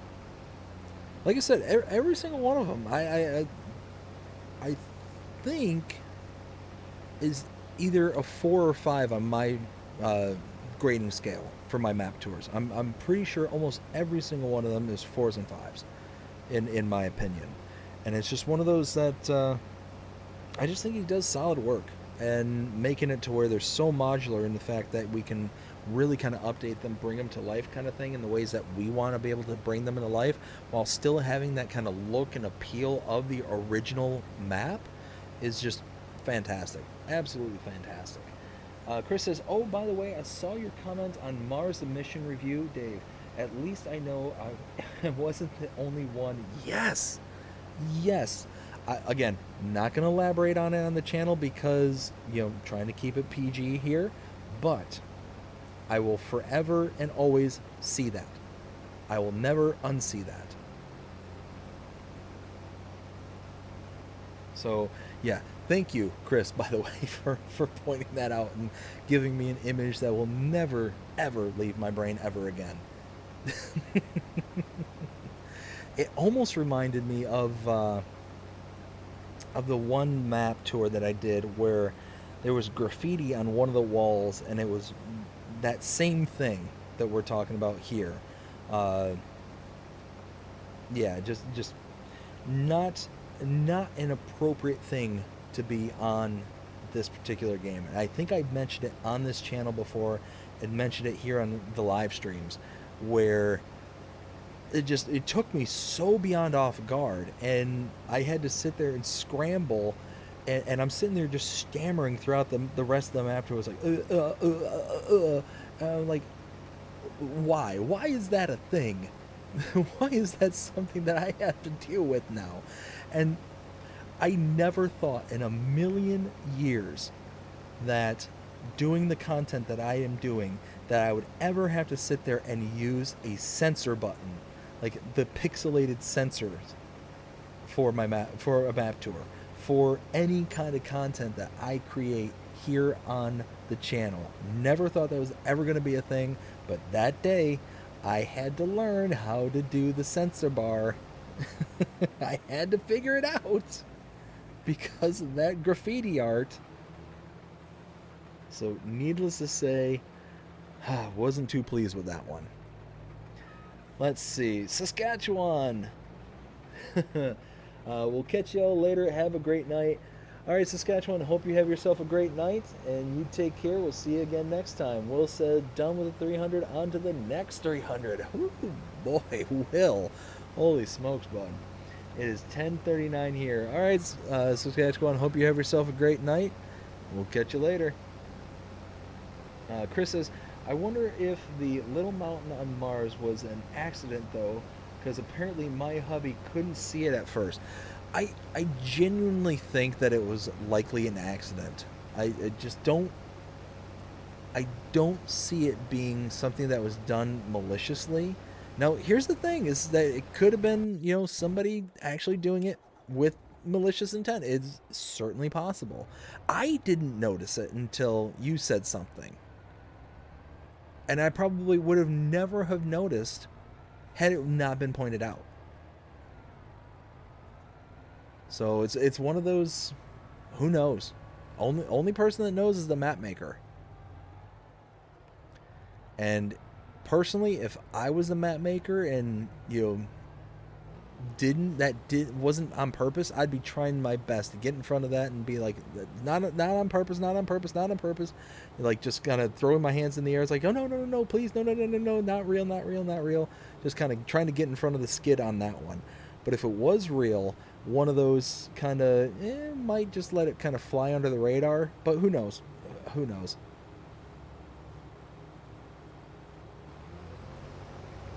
Like I said, it's one of those where it obviously happens. It obviously happens because, like I said, I've seen it. I've seen it firsthand. I have it recorded. It's on the channel. I had to learn the pixel button because of it. It is getting dark. Getting very dark out. Oof. Let's see. Saskatchewan says thanks. No problem, Saskatchewan. CJ Mack. Changing it up on you, but since you said go Wings, it hasn't been going so good. We are making it with the... Oh, man, yeah. Yeah, tell me about it, CJ. Hope you're having a fantastic day, by the way. Yeah, not going so hot for the Wings here as of late. They have been really dropping. A lot of it has to do with the injuries, though. I think, what was it, Dylan Larkin ended up getting injured, and he's been out for the past couple of weeks. And he's just such a key to the front line center depth that they have, moving everybody up a line there. They just don't have the depth necessary to be able to make a deep push without their top players. Yeah, so one of those that we'll kind of see how it goes from here, but they're right on the cusp. They're right there. If they don't start, changing course here very soon, they're going to be on the outside looking in. So we'll see. We'll see how it goes. Chris says, I saw it when you were cramming over it, discussing how it sucks that you can't remove it. LOL. Camming. LOL. CJ Mac is my hubby. But oh, CJ. Hey. Well, nice to meet ya. He heard you say go Wings that one night, and since then they haven't been doing well. He's been laughing, saying it's your fault, Dave. Oh no. No, not my fault. Oh man, yeah, no, it's been rough. It has been rough. But I'm hopeful. I'm really hopeful that this year is the year where they can break the playoff, being outside the playoffs, looking in kind of thing. But again, it's one of those things where they're still building. They're still trying to get that depth that they need to be able to make deep pushes, kind of thing. But I am an Yzerplan believer, kind of thing. I think that he showed what he's made of there in Tampa, and I think that he's making the right calls to be able to set the Wings up for future championships. I really genuinely believe it, because he's got the pedigree. He's got what it takes to do what he did in Tampa, and I think he can do it here in Detroit. Well, there in Detroit, because I'm here in Florida. But, yeah, one of those, we'll see how it goes. Hopefully Larkin can come back here soon, and they can kind of get their top line going again. I tell you what, though, that Lucas Raymond, he's been doing pretty decent with the whole... I think he's up to like 22, 23 goals. He had a 2-goal night the other night. He's somebody that I really hope starts making some pushes and really starts, making the next leap in his progression, kind of thing. I was very, very hopeful with him. But we'll see. We'll see, kind of going forward.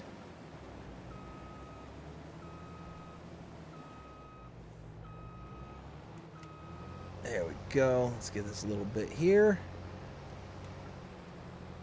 And now, let's check the map, just make sure there's no glaringly obvious.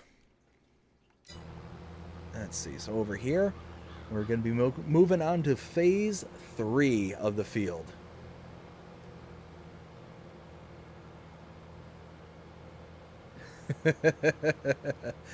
Oh, let's see. Go ahead and get this going, and I'll read that last comment there. Hopefully, LOL didn't mean to hijack the talk with hockey, but had to say it.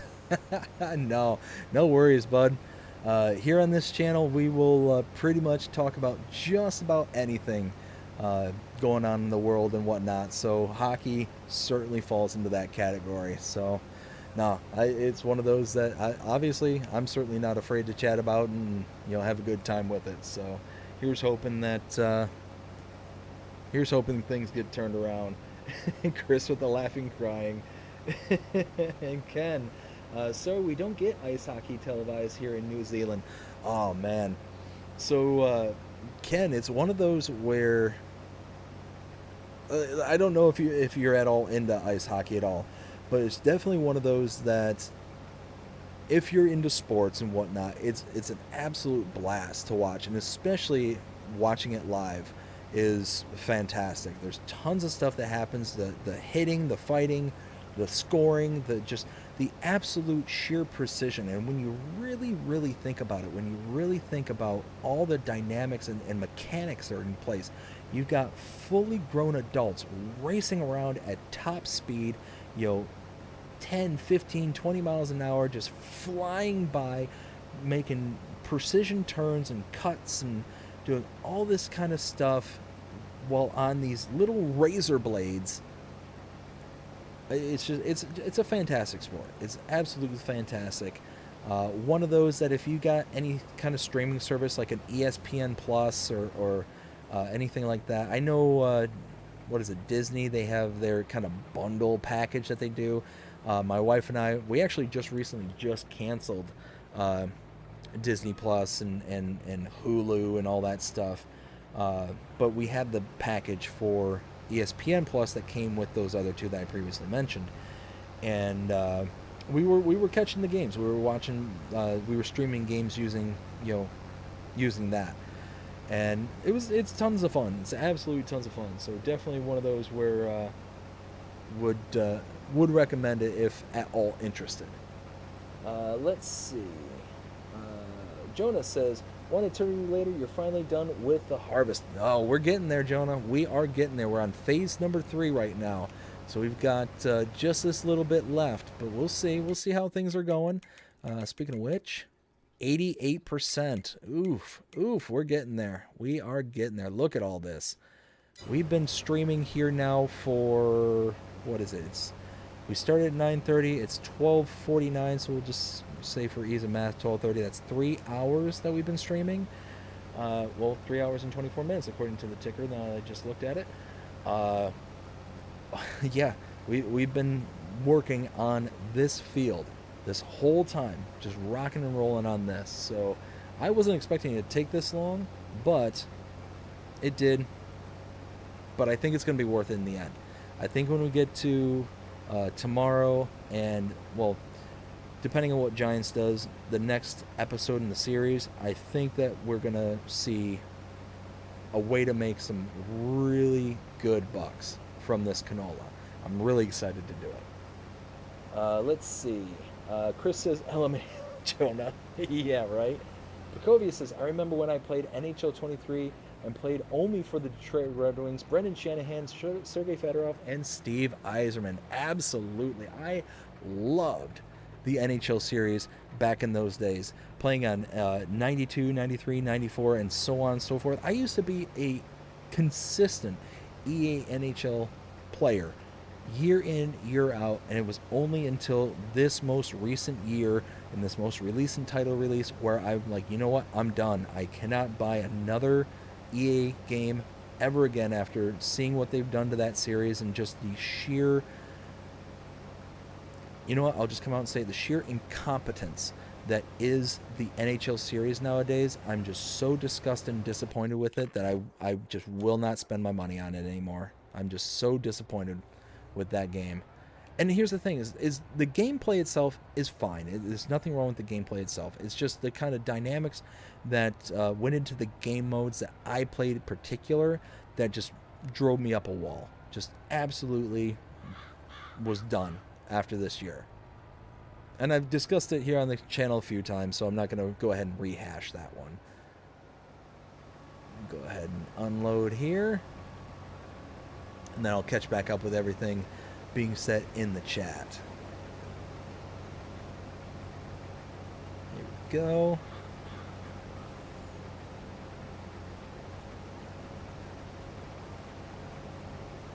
Let's go ahead and hopefully get this unloaded before they get to the edge there so they don't have to stop. They can just keep working. There we go. Nice. Boogie out. All right. So we've got CJ saying rugby with fighting and knives and shoes.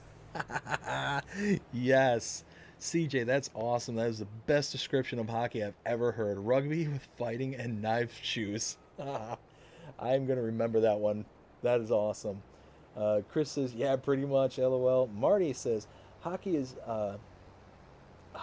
like all sports. If you play and have played, you appreciate the talent and effort those guys put. Yes, at the top levels, 100%, 100%. It is. Yeah, and you're right. I have played hockey. I used to play goalie way back in the day. Well, I should say I kind of switched around back and forth, but for the most part was goalie. And I loved it. I absolutely loved playing it. I miss it dearly. One of those I've considered joining, kind of like a men's league kind of thing, just kind of, just to kind of get back into it kind of thing. But it's been years, absolute years.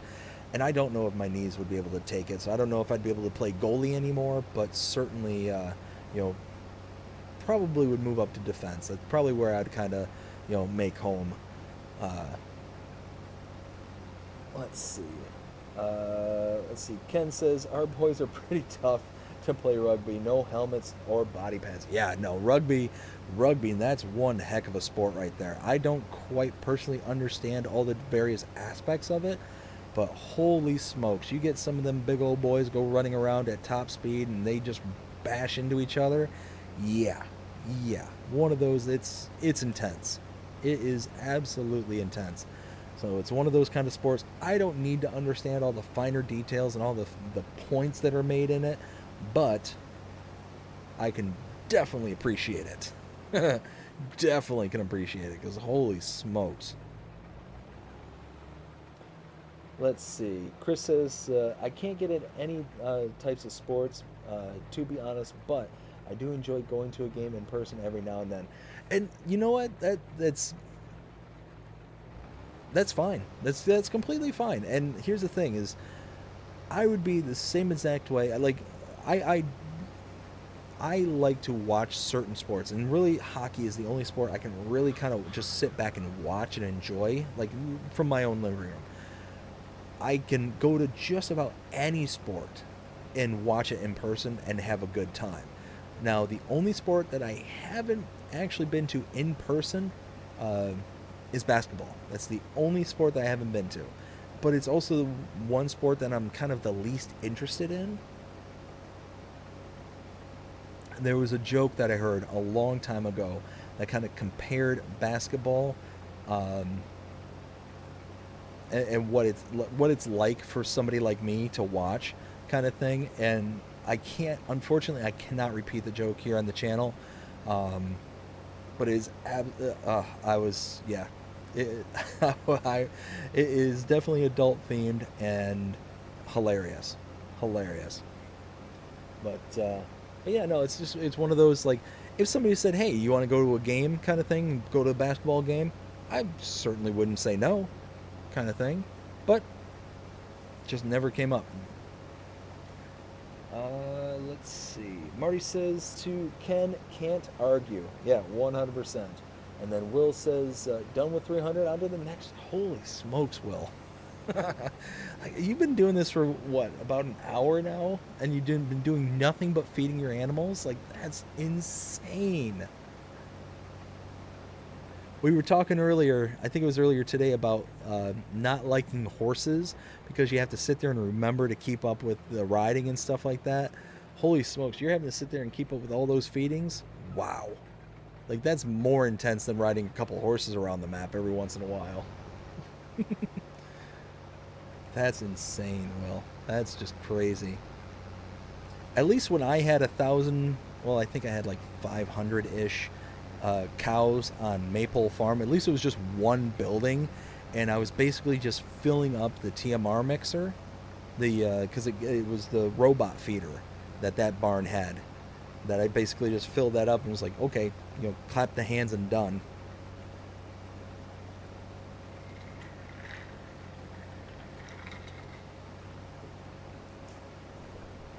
Oh man, we are so close. Look at that. We are making progress. Chris says, grew up with my mom watching baseball all the time. LOL. I couldn't understand it. It was so boring to watch.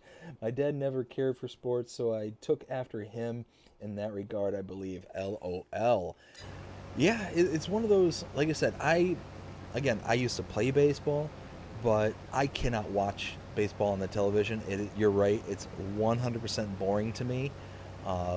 It's just too much starting and stopping. That's why I like hockey, is it's one of those sports where there's something always happening.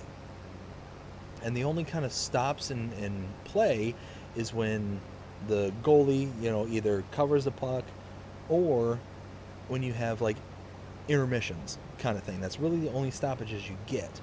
Now, some games can have a ton of stoppages. Others can have next to none. I remember going to a game one time where they literally played, 10 plus minutes straight kind of thing, just going back and forth, because there was no penalties, there was no no goalie cover-ups or anything like that. It was just just nothing but action. And it's one of those, like, you don't realize just how tiring it is and how necessary it is for those players to get those breaks, because they have 4 lines of of forwards and 3 lines of defensemen, to where they can sit there and kind of interchange the lines and be able to kind of, you know, rest up in between their sprints, because typically they're only on the ice for like 45 seconds to a minute. That's about the longest amount of time that they want to be on the ice before they start really getting exhausted, because they're basically going at 110% the entire time that they're on the ice, kind of thing. So, and I am sitting here just chatting away about hockey and not paying attention to how full my harvester is. It is really getting dark. Hopefully we can finish this up really quickly so we can that way so we can get to the next day. But I'm thinking, because it is already 1 o'clock in the morning, I'm thinking that after this field we're probably going to be wrapping up the stream. Let's see. Chris also says it was my younger sister who actually drew my attention to hockey when I was in my early 20s, and now I'm practically married to a huge hockey lover. LOL. And you know what? The best kind of hockey lover, too. Just saying. Ah, man.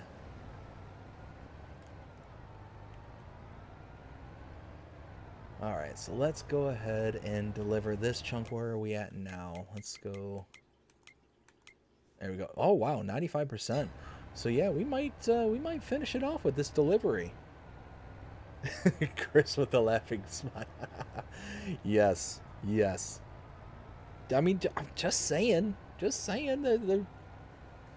might not be doing too well right now, but one of the most iconic symbols in all of sports. Been around, I think, longer than any. Has it been around longer than any other professional sports symbol ever? Maybe it's gonna be close. It's gonna be close, at least in North American circles.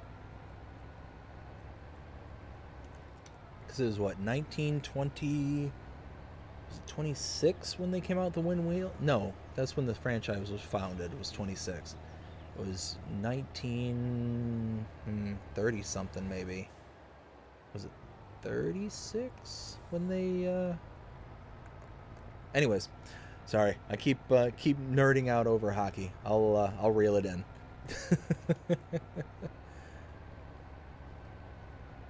So, anyways, let's see where this gets us, and let's change that sliding floor so we don't hit the roof. Don't need no roof on fire scenarios going on here, or in this case, roof is collapsing scenarios.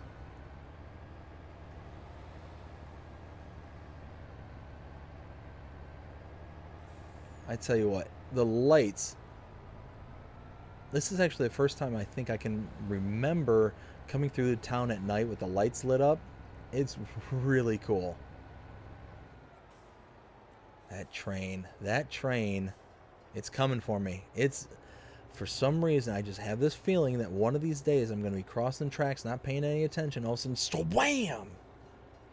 Go screaming past and get clobbered by the train. I cannot tell you the number of times I've had that happen. So when I played on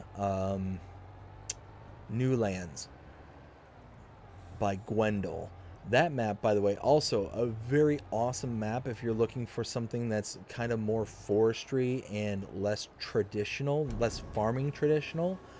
Very solid map.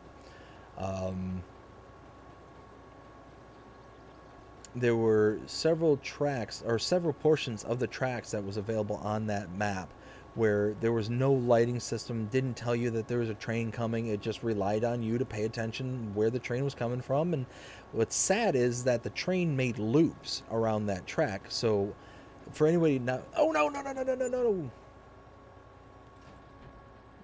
Darn it.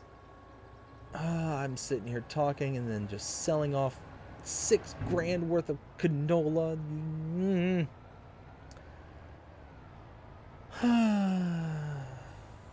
Anyways, now that I'm not trying to sell off all the product that I am wanting to make money off of. Well, more money than what I was selling it for there. Anyways, what was I talking about? What was I just saying?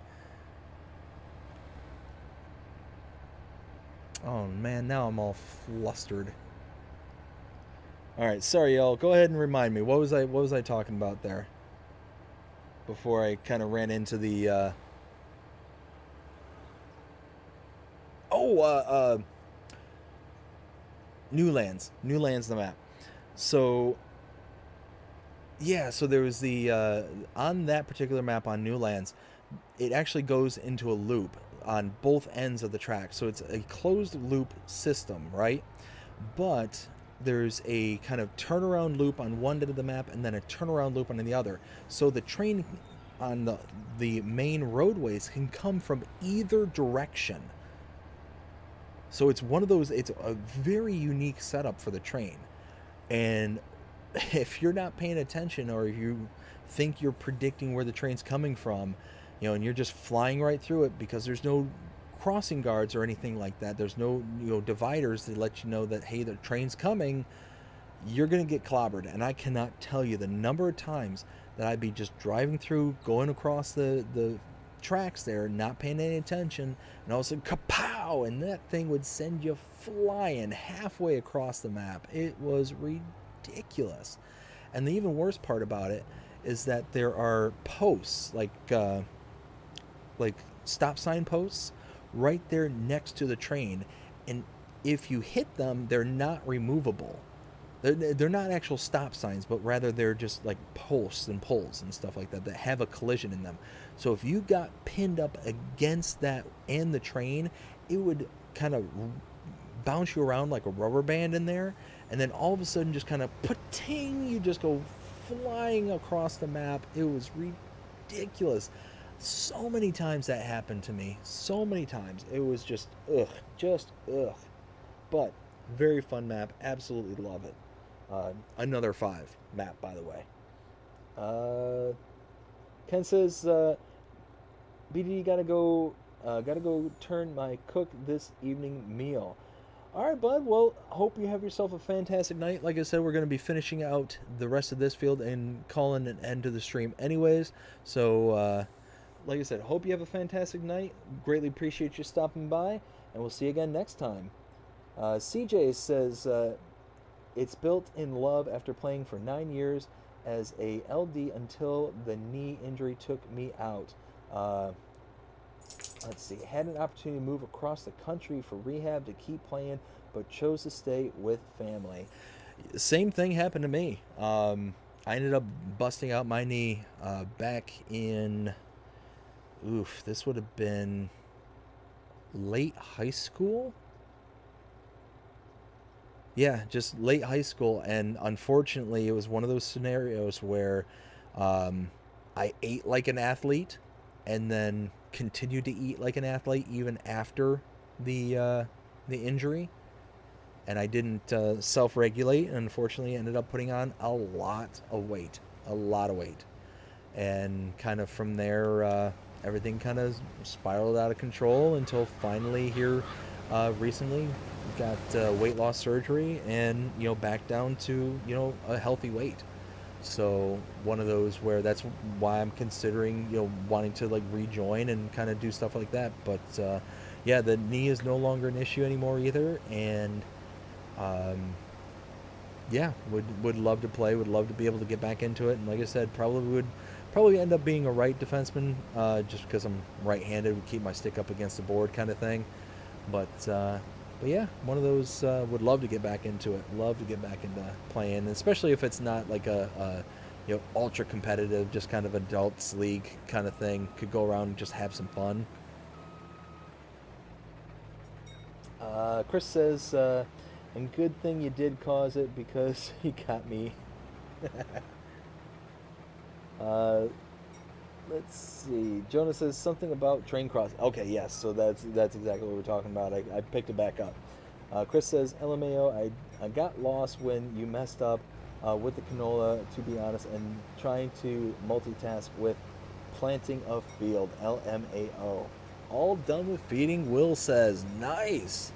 Took you, I think you were about an hour of feeding those animals there, bud. So that is one intense operation you got going on there. CJ says, good luck with the weight loss. At the point I need to drop some.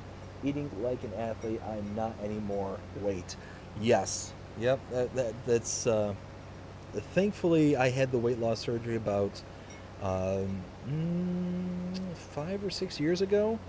So just one of those where, like I said, it got out of control. It got out of control really, really bad. I got up to, at my heaviest, about 500 pounds. I'm now down to about 250 right now, and probably could lose a little bit more, but I wasn't happy. I wasn't feeling right when I was down at my lowest. After the surgery, I got down to 228, and I was feeling dizzy all the time. Like, it was getting really bad. So it was one of those that I had to make the mental note of being able to kind of eat in more regular intervals, and to try and pack on just a little bit of weight to be able to kind of counteract that kind of thing. Because the other part is that I haven't had the corrective surgery post the weight loss surgery, so there's still all the extra skin and stuff left over from it. It's not the greatest, but one of those where I'd certainly rather be dealing with that than being 500 pounds and knocking on not being able to do anything. Now I can consider that. I'm 40 years old. I can consider joining a men's league and just tooling around having fun kind of thing. So one of those. Good luck with you as well, CJ. Hope that you can get that all worked out and get down to where you want to get to. Let's see. Jonas says, my doctor says I need to gain weight. I tell you what, being on both ends of that spectrum, it's one of those. Gaining weight is just as important as losing it as well. It's one of those, maintaining a healthy weight. Like I said, and this coming from a guy who was 500 pounds, who was really, really bad off. It's very important. It's very important to just to make sure that you're in that right space, kind of thing. Whether you're too big or too small, because like I said, when I was below, and the reason I mentioned the too low is that because I also haven't had that corrective surgery, I probably have an additional, I don't know, I'm guessing 10 to 15 extra pounds of skin that could be removed. It's considerable amount of weight in addition to, and not to give too many details and all that stuff, and I apologize if it's too much, but one of those where my probably true weight at my lightest was probably in the 210s, somewhere in that ballpark, and I'm 6'3", 6'2", 6'3", so I'm a big tall guy, and being that light, it just wasn't feeling right. I was, like I said, I was getting dizzy a lot. If I were bending over and then stand up, I would immediately start to get dizzy and start to kind of almost black out at times, kind of thing. It just wasn't feeling right. So one of those that's when I decided, okay, let's kind of course correct and pack on just a little bit to be able to kind of hit that butter zone, kind of thing. So let's see. CJ says to Jonah, you can have some of mine. Oh man. Let's see. You got the start, and where you're already under my weight, so Head Start is just there. Just keep a level head, and you'll be fine. Yeah, 100%, 100%. One of those. Oh, and again, I am just chatting away and not paying attention to where I'm at. Oh, we're almost done. We're so close. So you know what's funny is at 25,000 liters, I may have really underestimated because there's an additional 12,000 plus liters almost in this. Hey, hey, hey, let go, let go. There we go. So we'll see where we end up with this load.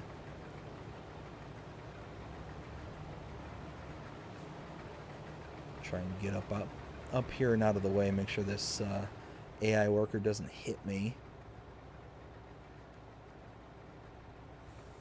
Oh, there's 28,000. Okay, okay.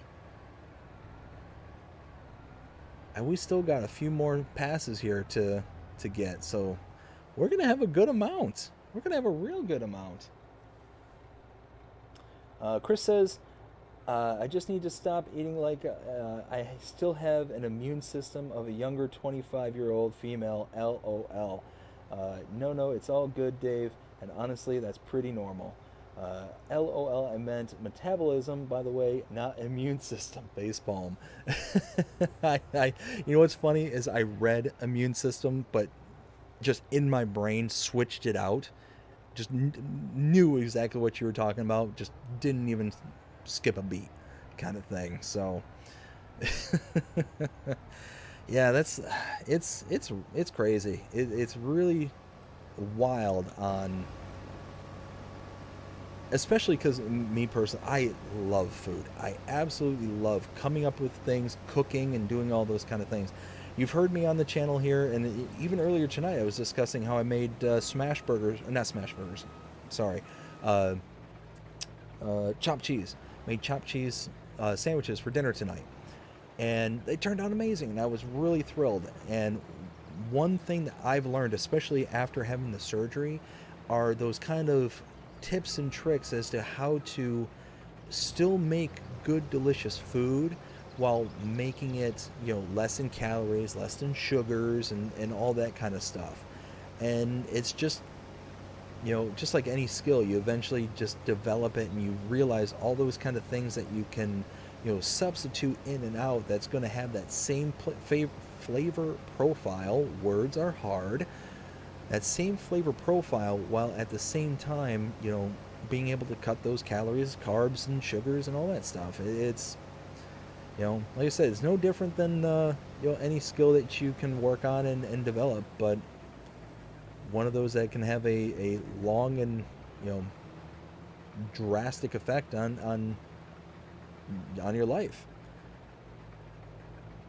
Like I said, a perfect example when I made the chopped cheese today.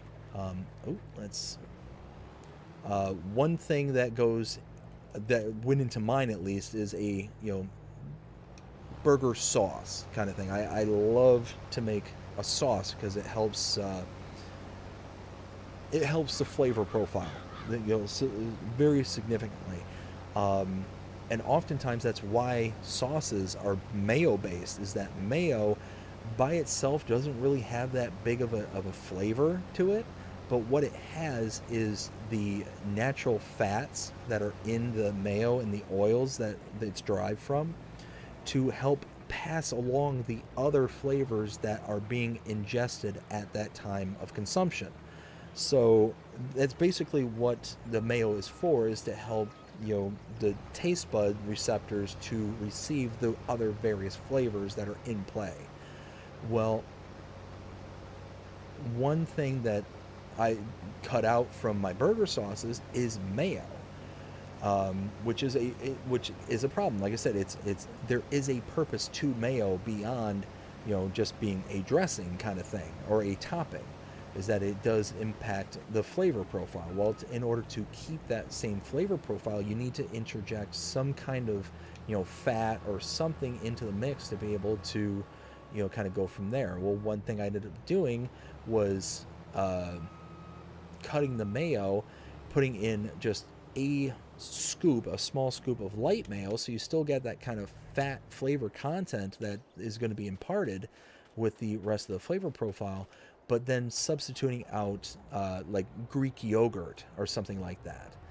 And then for the rest of the sauce itself, there's I use, it's a fast food chain called Whataburger. It's very prominent in mainly like Texas and all throughout the South here in the United States.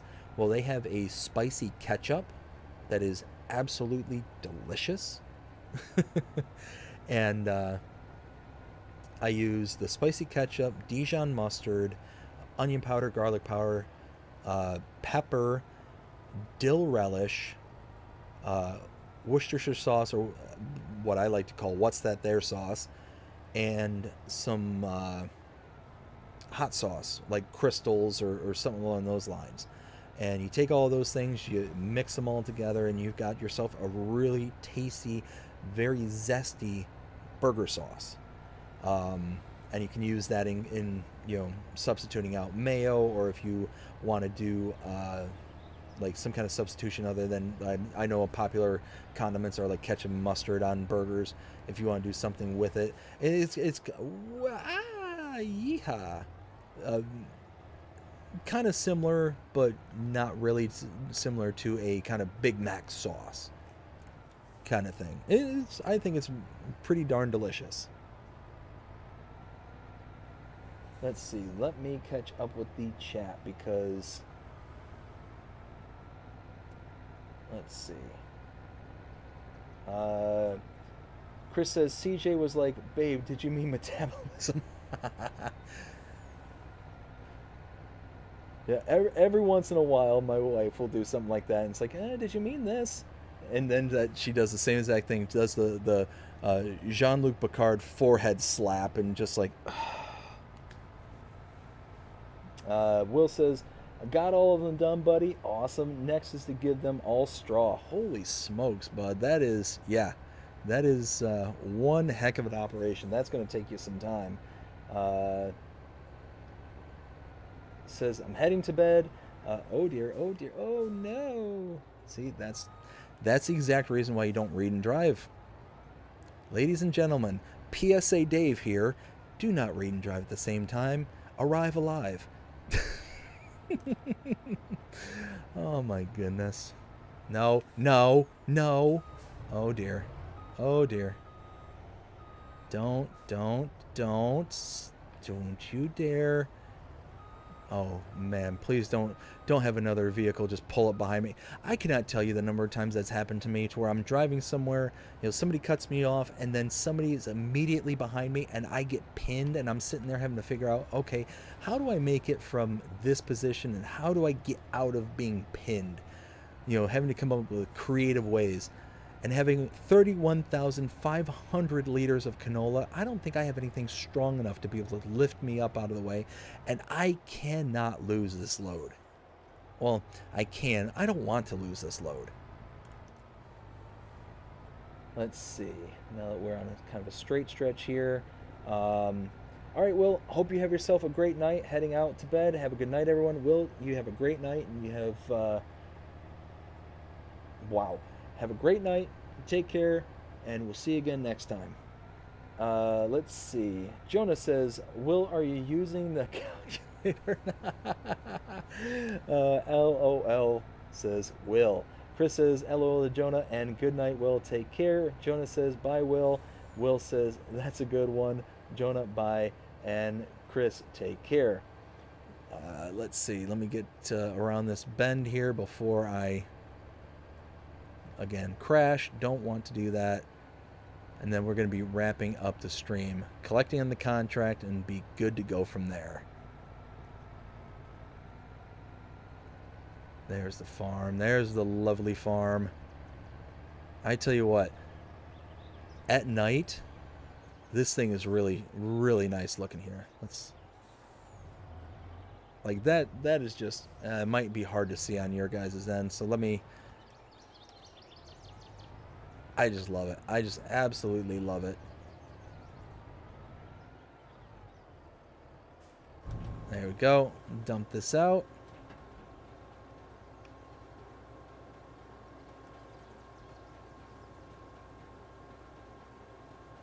Huh.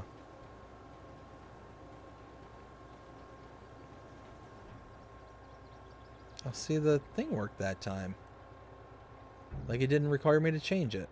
Sliding floor backwards. Weird. All right, let's do this. Boop. 45,959. So for almost 46,000, we now have 31,000 liters of canola, and yeah, that's almost double what we had of any other product. I think that's more than any other product combined that we had right now. So awesome, absolutely awesome, and we made out like bandits. Love it. Chris says, "Hey Dave, I'm curious. When you say mayo, do you actually mean mayo, or are you referring to Miracle Whip? Just gotta ask because some people call Miracle Whip mayo, but really not. No, so referring to actual mayo. Yeah, no, Miracle Whip, no, not so much. Not a fan.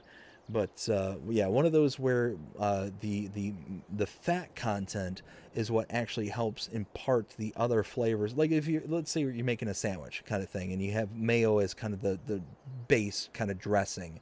There's there's an actual science behind like sandwiches and stuff like that. That's why there's so many delis and stuff like that, where you get home and you try and recreate that sandwich or that sub that you had it somewhere else, and it never tastes right and never tastes the same kind of thing. It always has that kind of inferior taste, quote unquote. There's a reason behind that, and it's because there is a science behind sandwich making. There is such a thing. But the mayo that you use, one, it helps impart the flavors from the other things. So you got your meats, your lettuce, the tomatoes, whatever the condiments that you put on there, all that stuff. It helps impart that, and that's why so many sauces, especially subs and stuff like that, are mayo based. And there's even why another popular dressing and stuff to use on a sandwich is something like oil and vinegar. That oil, again, is just a substitution for a fat and helps impart the flavors of the sub. Now, the vinegar has its own flavor profile and then thus makes it, its own kind of unique taste. But that oil is there to basically take place of the oil that would be in the mayonnaise. So, yeah, it's one of those things you may not have known, but didn't ask the question to, but I'm more than willing to share it with you. So, one of those, yeah. There's, like I said, when it comes to food, there's definitely a science behind it, and trying to learn all the different things to be able to, one, make those things at home, make them healthier, and doing all that kind of stuff. It is a skill. It is a very long drawn out process, trying to figure out those things that are going to have that same kind of satisfying taste and textures, and all that stuff that you want when you're eating eating ways that you shouldn't be, but at the same time being able to have something that you're still going to enjoy just as much as if you were eating the stuff that you weren't supposed to be eating, kind of thing. It's like I said, long story short, it's yeah, it's a science. It is a science. It is there is a reason why there's so many different different companies out there, so many different things out there for us to be able to consume and be able to purchase, is because they all know the science. They all know what's out there, and that's why a lot of these things seem so addicting when you get them. When you get the hold of them, kind of thing, is that's part of the science, is knowing what kind of flavor profiles, which kind of things are more kind of latching onto than others. And that's taking all the chemicals and stuff like that out of play. We're playing by fair play rules and stuff like that. Anywho, let's see. CJ says, have you tried making an olive oil based mayo at home? Olive oil, eggs, apple cider vinegar, Dijon garlic, and some cayenne pepper is a delicious combination without the preservatives and other crap. 100% I have done that, and it is delicious. That same exact recipe that you just threw out there, I have made that same exact one. Actually went out and bought an immersion blender specifically to make that. So, yeah, good call there, CJ. Good call. Very, very good. Chris says, okay, LOL. Chris also says, yeah, I love mayo on my sandwiches. It'd be that or butter / margarine with mustard, or sometimes mayo. See, again, that butter margarine, that is the substitution of the fat content from the mayo that helps deliver that flavor profile from the other stuff in play. So yeah, it's that same exact thought process. Let's see. Marty says, gonna head out. Thanks for the fun and informative stream. Cheers to you and everyone in chat. Marty, thank you so much for coming by and hanging out with us tonight. Hope you enjoyed it. Hope you have yourself a fantastic night, and hopefully we'll see you again on the next one. Chris says, good job on your Let's Play today. By the way, your farm is coming along nicely. Cheers, Marty. Hope that you see you again. Take care and have a good night.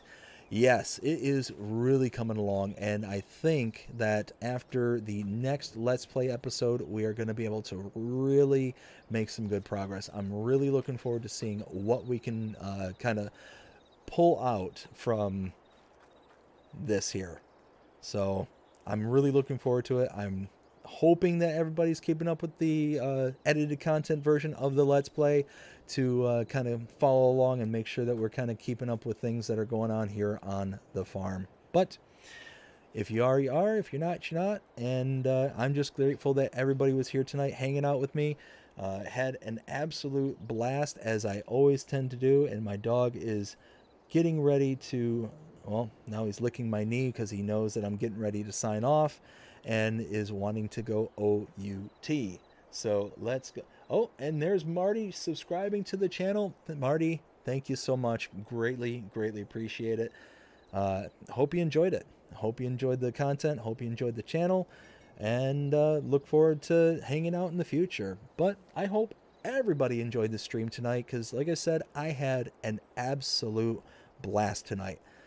If you did, please show me by liking, sharing, subscribing, following, commenting, doing all the things the algorithms enjoy you doing that shows you're engaged with this channel, enjoying the content. And that being said, I hope everybody has a fantastic day, evening, night, wherever you are in the world.